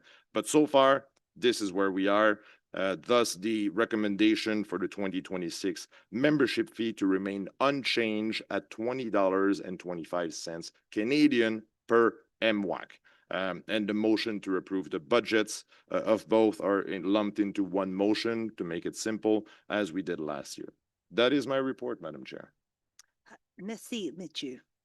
And for the benefit of the English speakers in the room, I'm just going to switch back to English.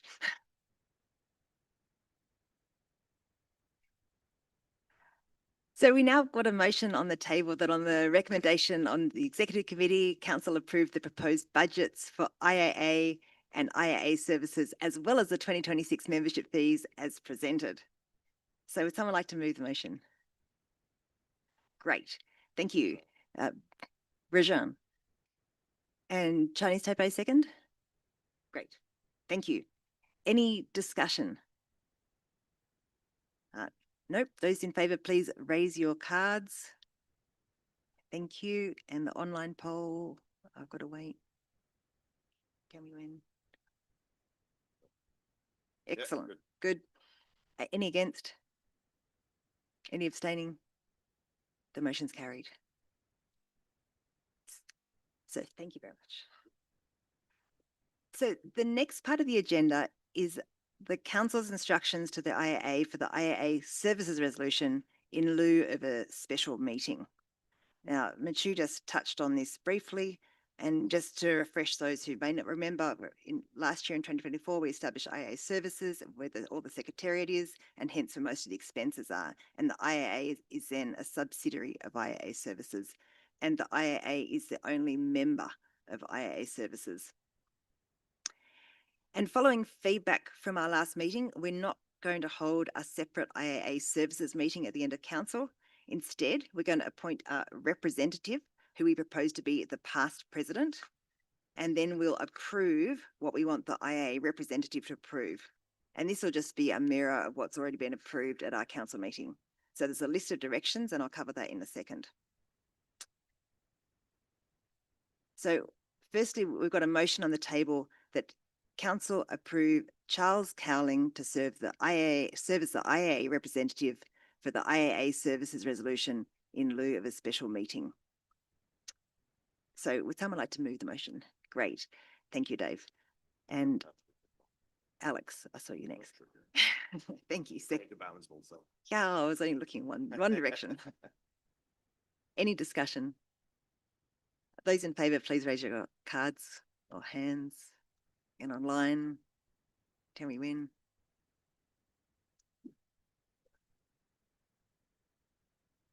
Yeah, good. Great. Any against?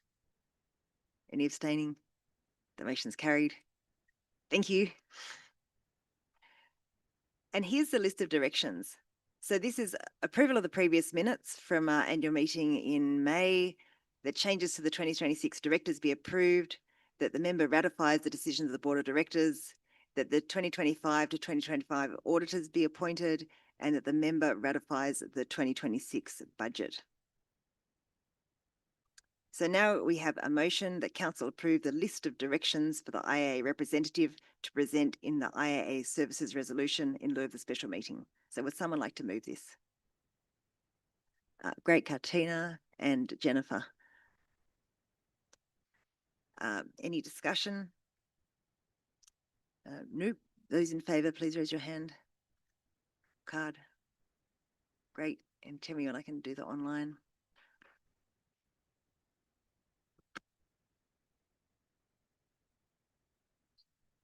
Yep. Great. Thank you. Any against?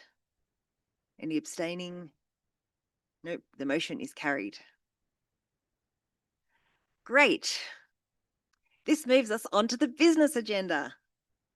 And the first item in this section is a report from the Actuarial Standards Committee. And so I'm going to ask Greg to come up and present this.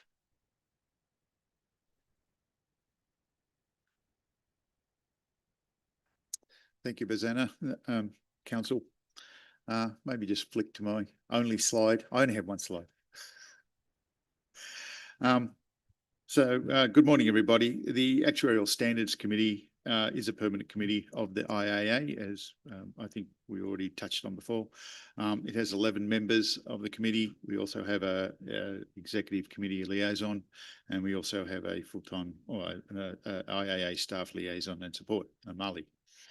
To just briefly recap, to just remind everybody, and for maybe some people a little bit newer to the IAA in the room, the Actuarial Standards Committee is responsible for developing and maintaining the IAA's International Standards of Actuarial Practice, or ISAPs, as we refer to them. Also, just to remind everyone, the ISAPs are model standards. They are models. They do not apply to any individual actuaries themselves. They are models, standards that the member associations of the IAA or their related standard setting bodies can adopt and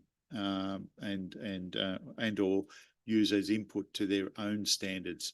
The objective obviously here is to try and promote both increased quality and improved standards of actuarial practice around the world, and also some consistency or convergence of what we see as good practice.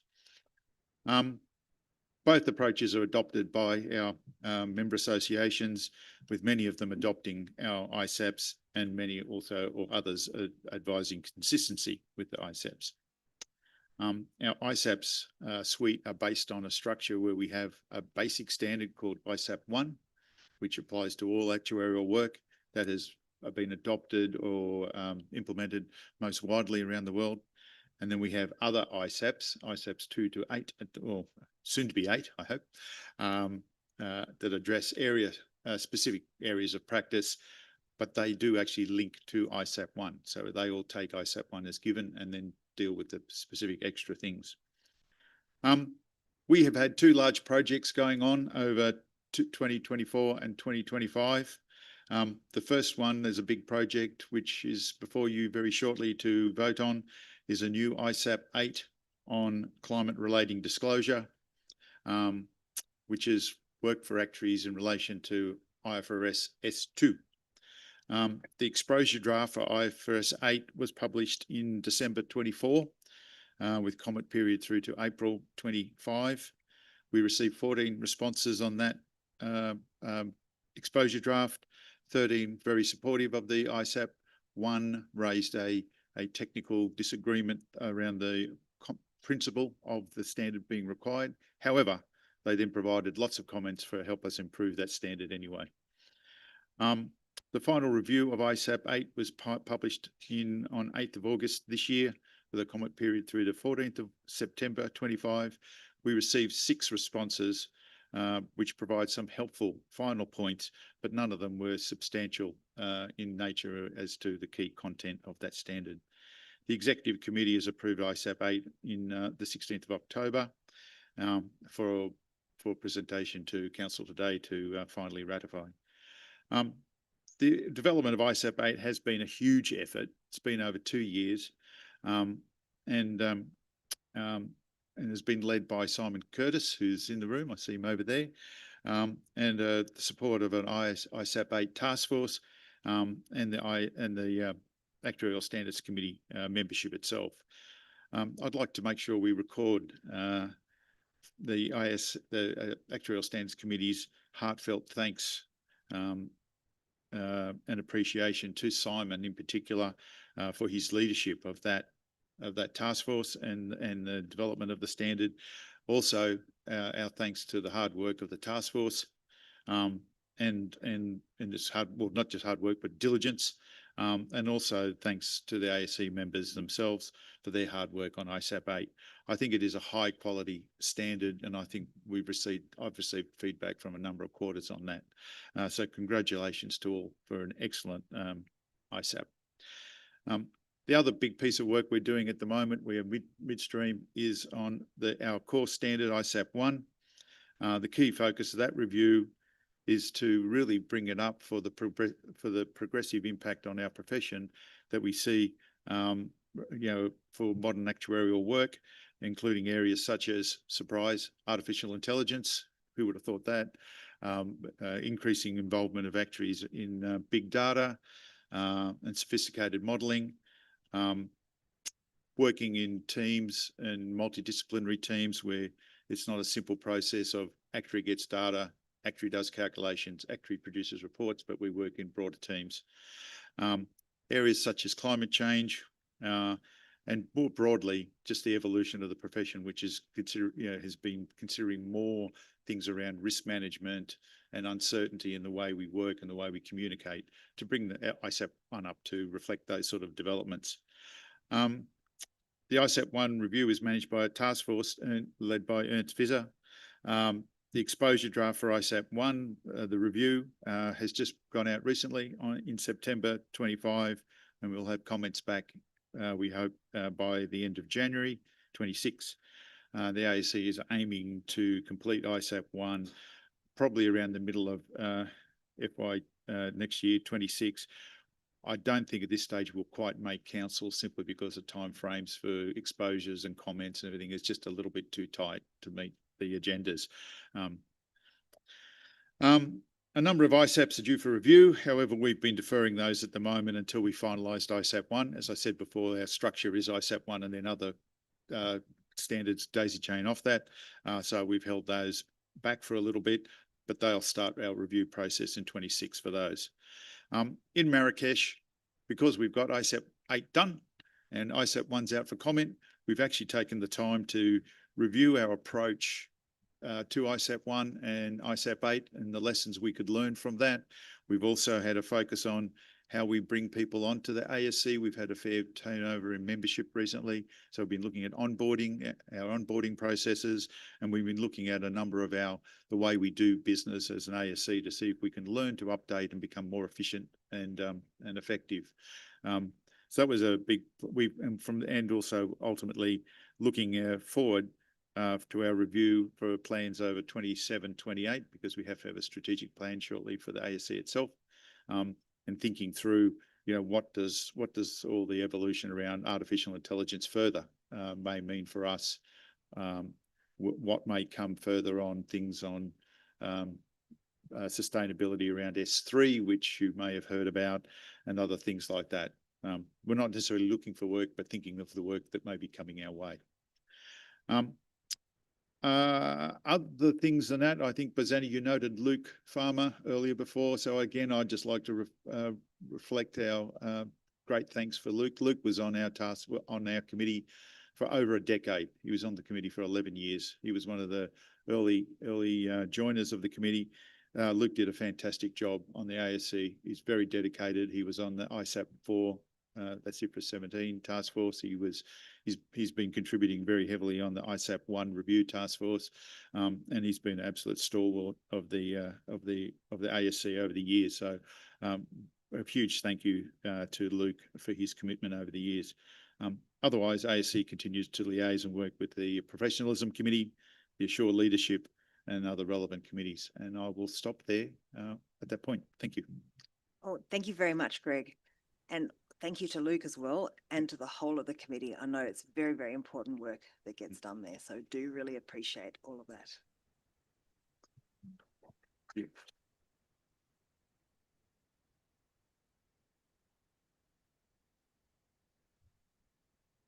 So we now have a motion on the table about the approval of ISAP 8.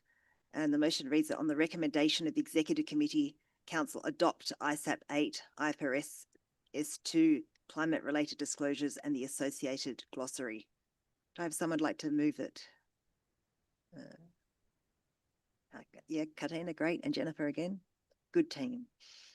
Any discussion on the motion? Right, good. Gabor. Thank you. Perhaps it's for the record, it's important to say the IAA has a due process for ISAPs, and it requires the Professionalism Committee to confirm that the process has been according to the due process. And the PC has made that decision. So everything is in order. I think it's for the record. It's important to note. Thanks. Thank you. Noted. Any other discussion?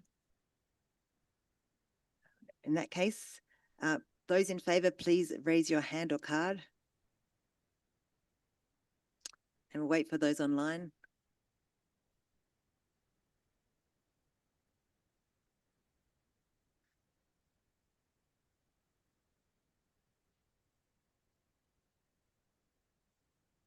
Yes. Great, thank you.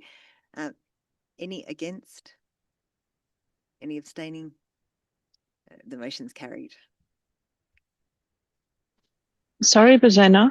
The online vote was not clear. It just said choice 1 or choice 2. Okay, how about you, anyone online who would like to make a comment against it, let me know, quickly speak up now. Otherwise, we certainly had enough in the room to pass. Okay, clear. Thanks. Thank you very much, and apologies for that, and I'm sure the team are working on it. Norbert, do you have a question? Yes, indeed. I have a question or rather a remark.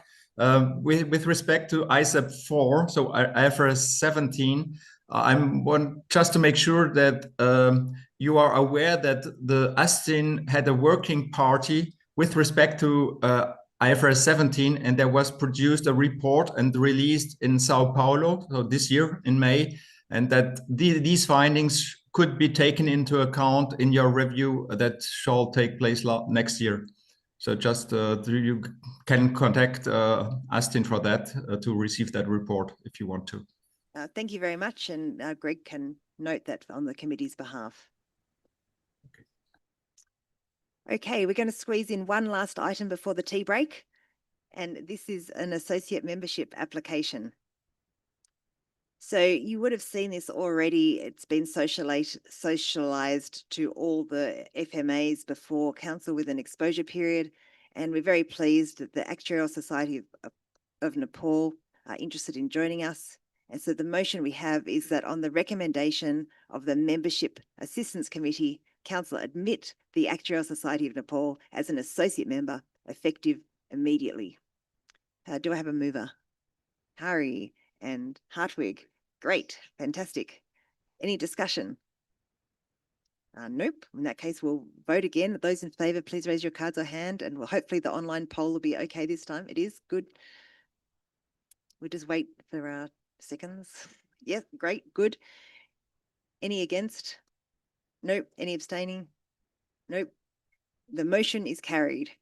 And at that point, we're going to break for morning tea. I'm glad to say that the sun is up. Some poor people, I'm afraid, have had it in their eyes, but we've fixed that. So thank you very much. Enjoy the morning tea, and please be back here at 10:30.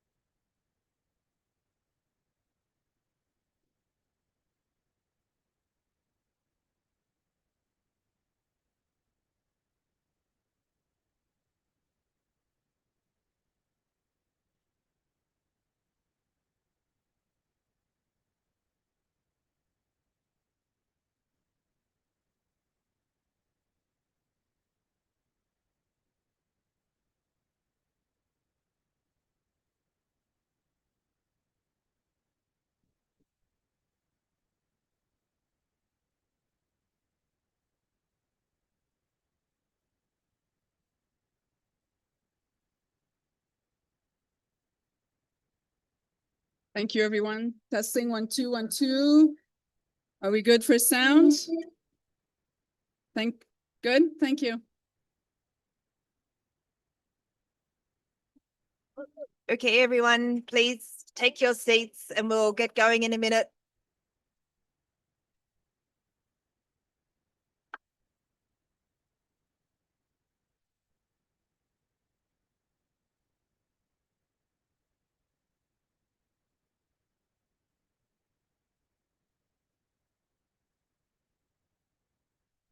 Well, I hope you all enjoyed the tea break and very, very pleased to see you all back again. Now we're getting on to the exciting part of the agenda, the revised section rules. We had a fantastic discussion at SPC yesterday, and I'm hoping this session is going to be really boring. Now, to start off with, I've just been asked to remind you all again, in case you have forgotten, that we're not wanting to close sections and we're not wanting to take their money. And since I was asked, I'm happy to say that, and I'm happy to say it as many times as you'd like me to say it, but I'm really, really looking forward to when people remember that and we don't need to be saying it. Yes, that's why it's going to be formally minuted, that's the case, and it's a fact. Still always been a fact, but it's still a fact. Now I mentioned at the start of the meeting that we'd had votes from all the section membership, and that the Aston and AFIA membership votes did not pass. So when we originally had the 30-day council agenda, you would have seen we had a single motion on the agenda approving or ratifying all of the section rules. On a 15-day agenda, that got split into 6 separate motions because we were wondering whether they would all pass or not. And now, Toma, you mentioned at the beginning of this meeting that you might like to defer these first 2. So I'm just going to pass to you and you can make your comment. Yes, just to present the motion. So, and after pass, we'll have discussion. So the motion is to report or postpone till Ljubljana, number 17A and 17B, the 2 motions that we have on the floor. Which is just for Aston and AFIA, and then we are going to go ahead and vote on the other 4 motions as part of this item for the 4 remaining sections. But just for Aston and AFIA, Toma is moving a motion that those 2 motions on the rules get deferred to Ljubljana. Now, is there anyone who would like to second that? That's it. Great. Thank you. Now, there is a special thing in the section, in the rule.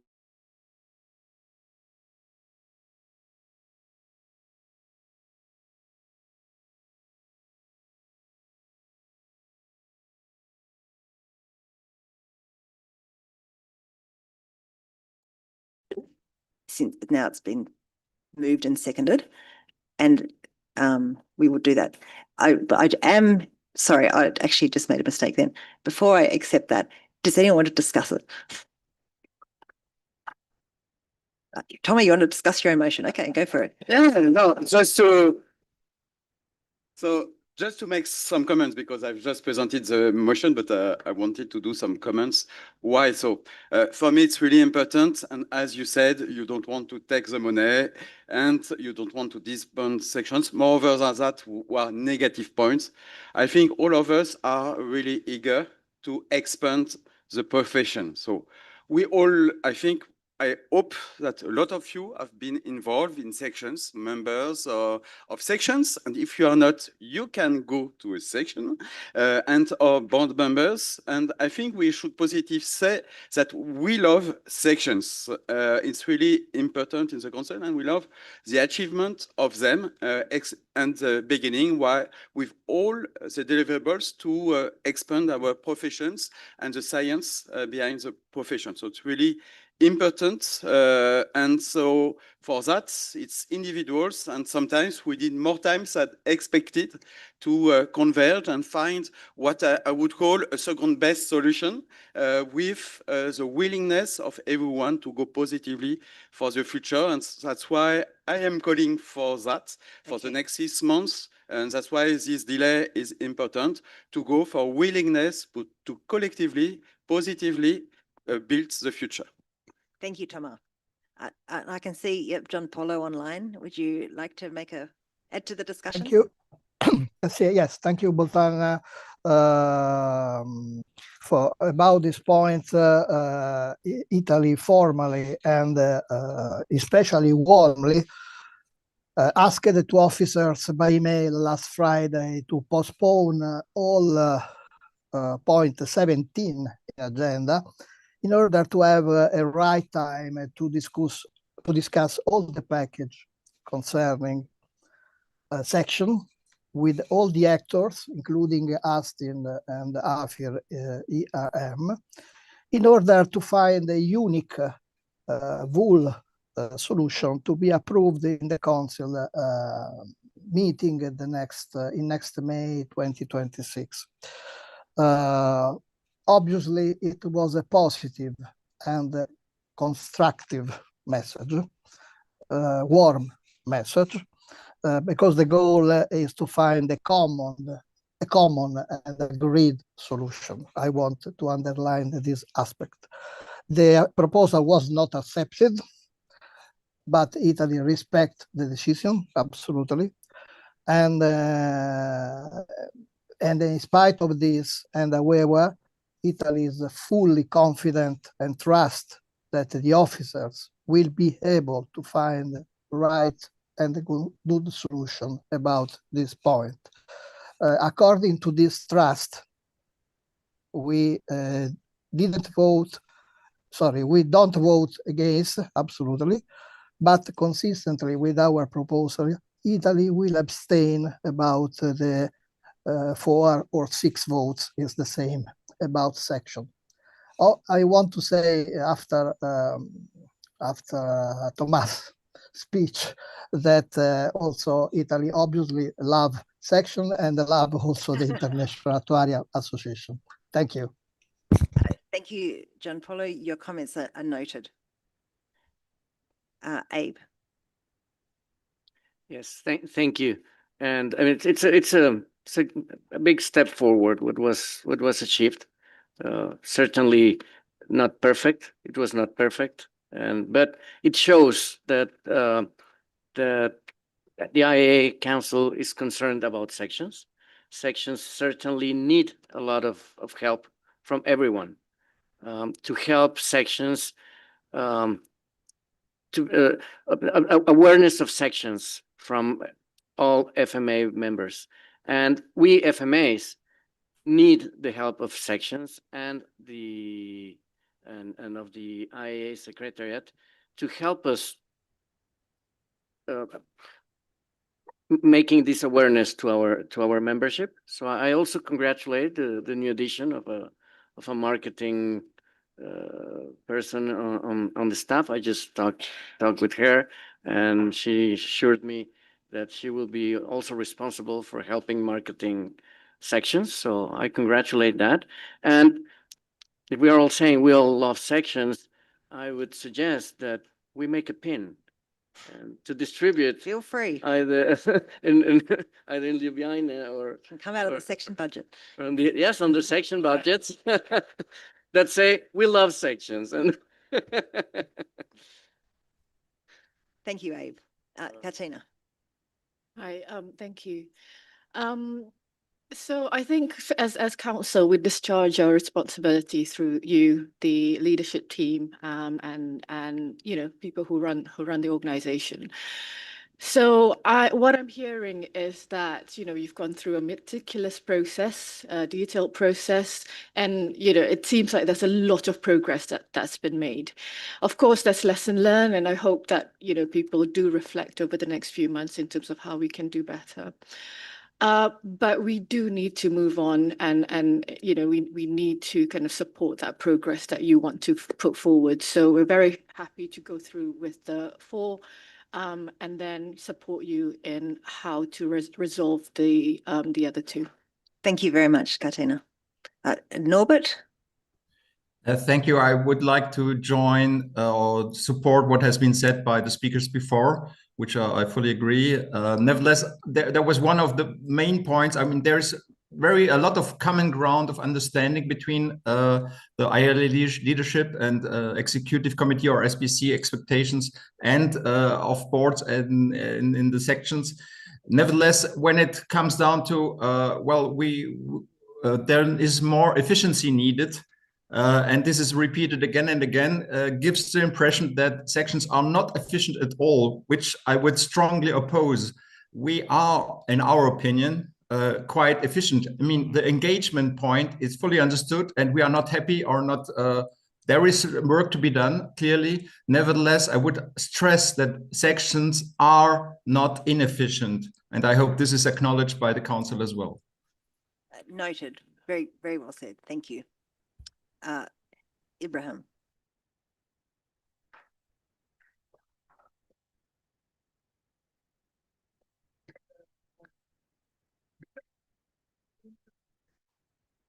I'm talking in the name of association, not a section.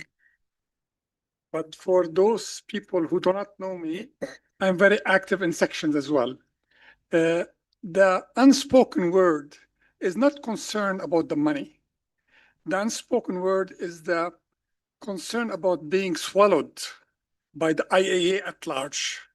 In the formation of the forums within the IAA, and the forums allowed to establish not colloquium, but events, which is very similar that the section in that health section or pension section, then you have the forum can have an event which attracts individual members of FMAs. This cannibalization of that potential things happening, this is an embedded concern of the sections.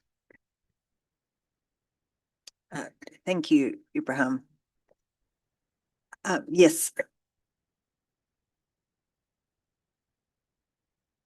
Just a more formal remark. We have now 6 motions on the table. With the 30-day agenda, that was 1 motion. Now we have 6 motions. And the idea was more or less to wait for the outcome of the polls. Now, that is my understanding. Now we know we have for A and B perhaps a problem, because my idea was never that we have to vote down A and B today. And I'm really supportive for the 4 other sections and for the, so that is more or less my understanding what Thomas wants, not to vote down A and B.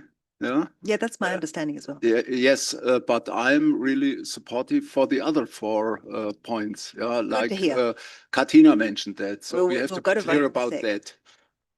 Yes, yes, yes. So any other? Harry? Oh, it's George. George, thank you. Thank you, Chair. So as a section representative, we went through this process for the past almost 6 months. I'd like to make a very short comment comparing to what I did yesterday. I'd like to start by thanking the section leaders and the section members for all their hard work, but also the IAA for putting in time in looking at what's best for the sections. We are all being democratic about processes, so we have understood that 2 of these sections might need to go another way or are thinking of different things. They might switch the minds down the line. We don't know that, but what we do know is that the power lies with the members, and it remains with the members, because this has been very confusing to some. So the General Assembly, at the end of the day, finalizes and makes decisions on where sections wants to go. Now, what the powers of the section lies with is that we engage with individuals. And as I mentioned yesterday in SPC, it was we were very happy to find out that following the colloquium in Brazil, which we organized with the very helpful Secretariat members, we found out that for Tokyo, we have for the first time 20 papers from Brazil. And this is a first, and it's a direct link to being at a place in the globe where we have not been before. So I think there's a lot to be said about what the sections do, because individuals tend to connect with individuals. The IAA is a big organization, very complex, very frustrating to some to understand, most of us have been here for some years, and yet we have a lot to learn. So it's really important that someone goes out and does the sales of the actuarial profession.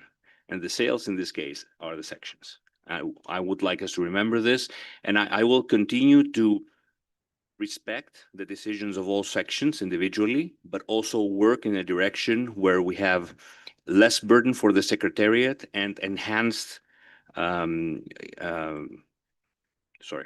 I was looking for a word. We're doing more for our members and doing what's best for our members at any given time. Thank you.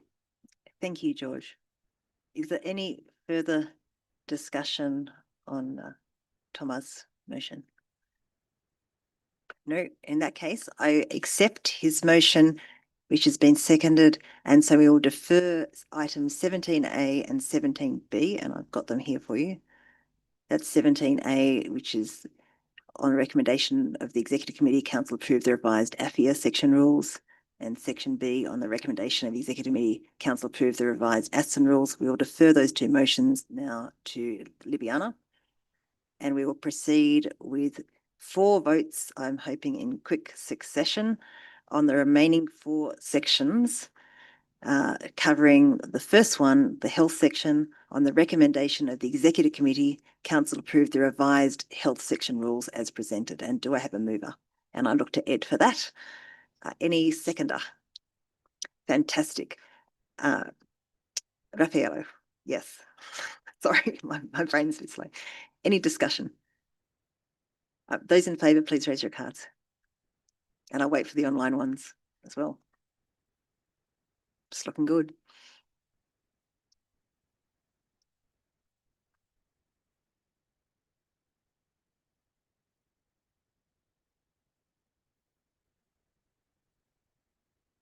Is it? Yep, okay. Thank you. Now, against? Abstaining? Okay, so you've noted all the abstentions? Thank you. Yep, so she says she's got it. I trust her. The motion is carried. This moves us on to 17D, the life section, and the motion on the table is on the recommendation of the Executive Committee, Council approved the revised life section rules as presented. Would someone like to move the motion? Thank you, Costa and Thomas. Great, thank you. Any discussion? Those in favour, please raise your cards. And I'll wait for the online ones too.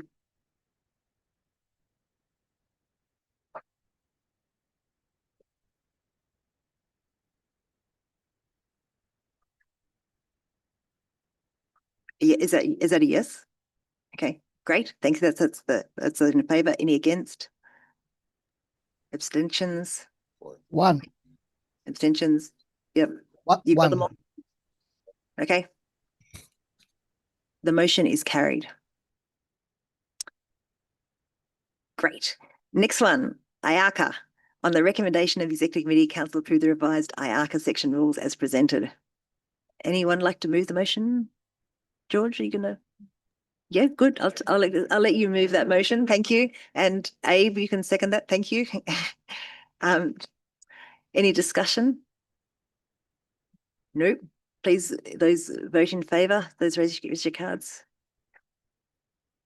Very good. I'm waiting for the online ones.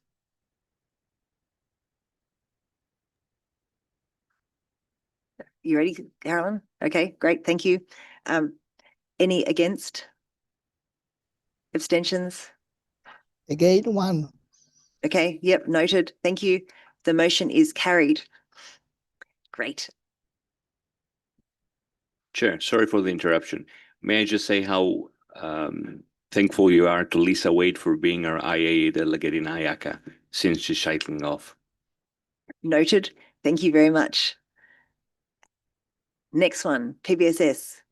The motion is on the recommendation of the Executive Committee, Council approved the revised PBS section rules as presented. Can I have a mover? Raffaello? A seconder? That's New Zealand, I saw. Oh, okay. New Zealand. Andrea. 46 hours of flights, you better be on the. Those in favour, please. Oh, sorry, discussion. Nope. Those in favor, please raise your hands. Fantastic. I'll just wait for the thumbs up for online. Great. Thank you. Any against? Abstentions? One the same. Yep, noted. Great. The motion is carried. Now, hooray, we can all celebrate.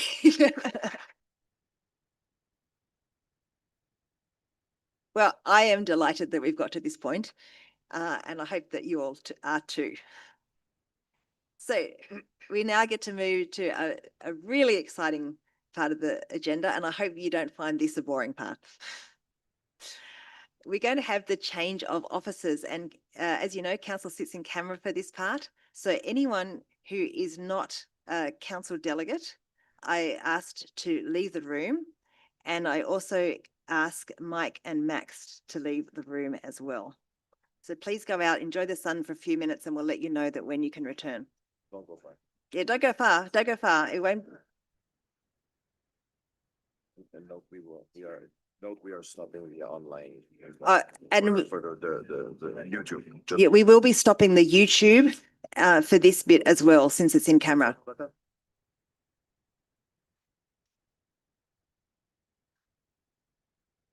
Oh, yeah.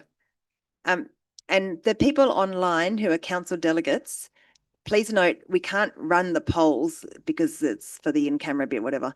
So please, when the voting comes for this item, I ask you to raise your hand.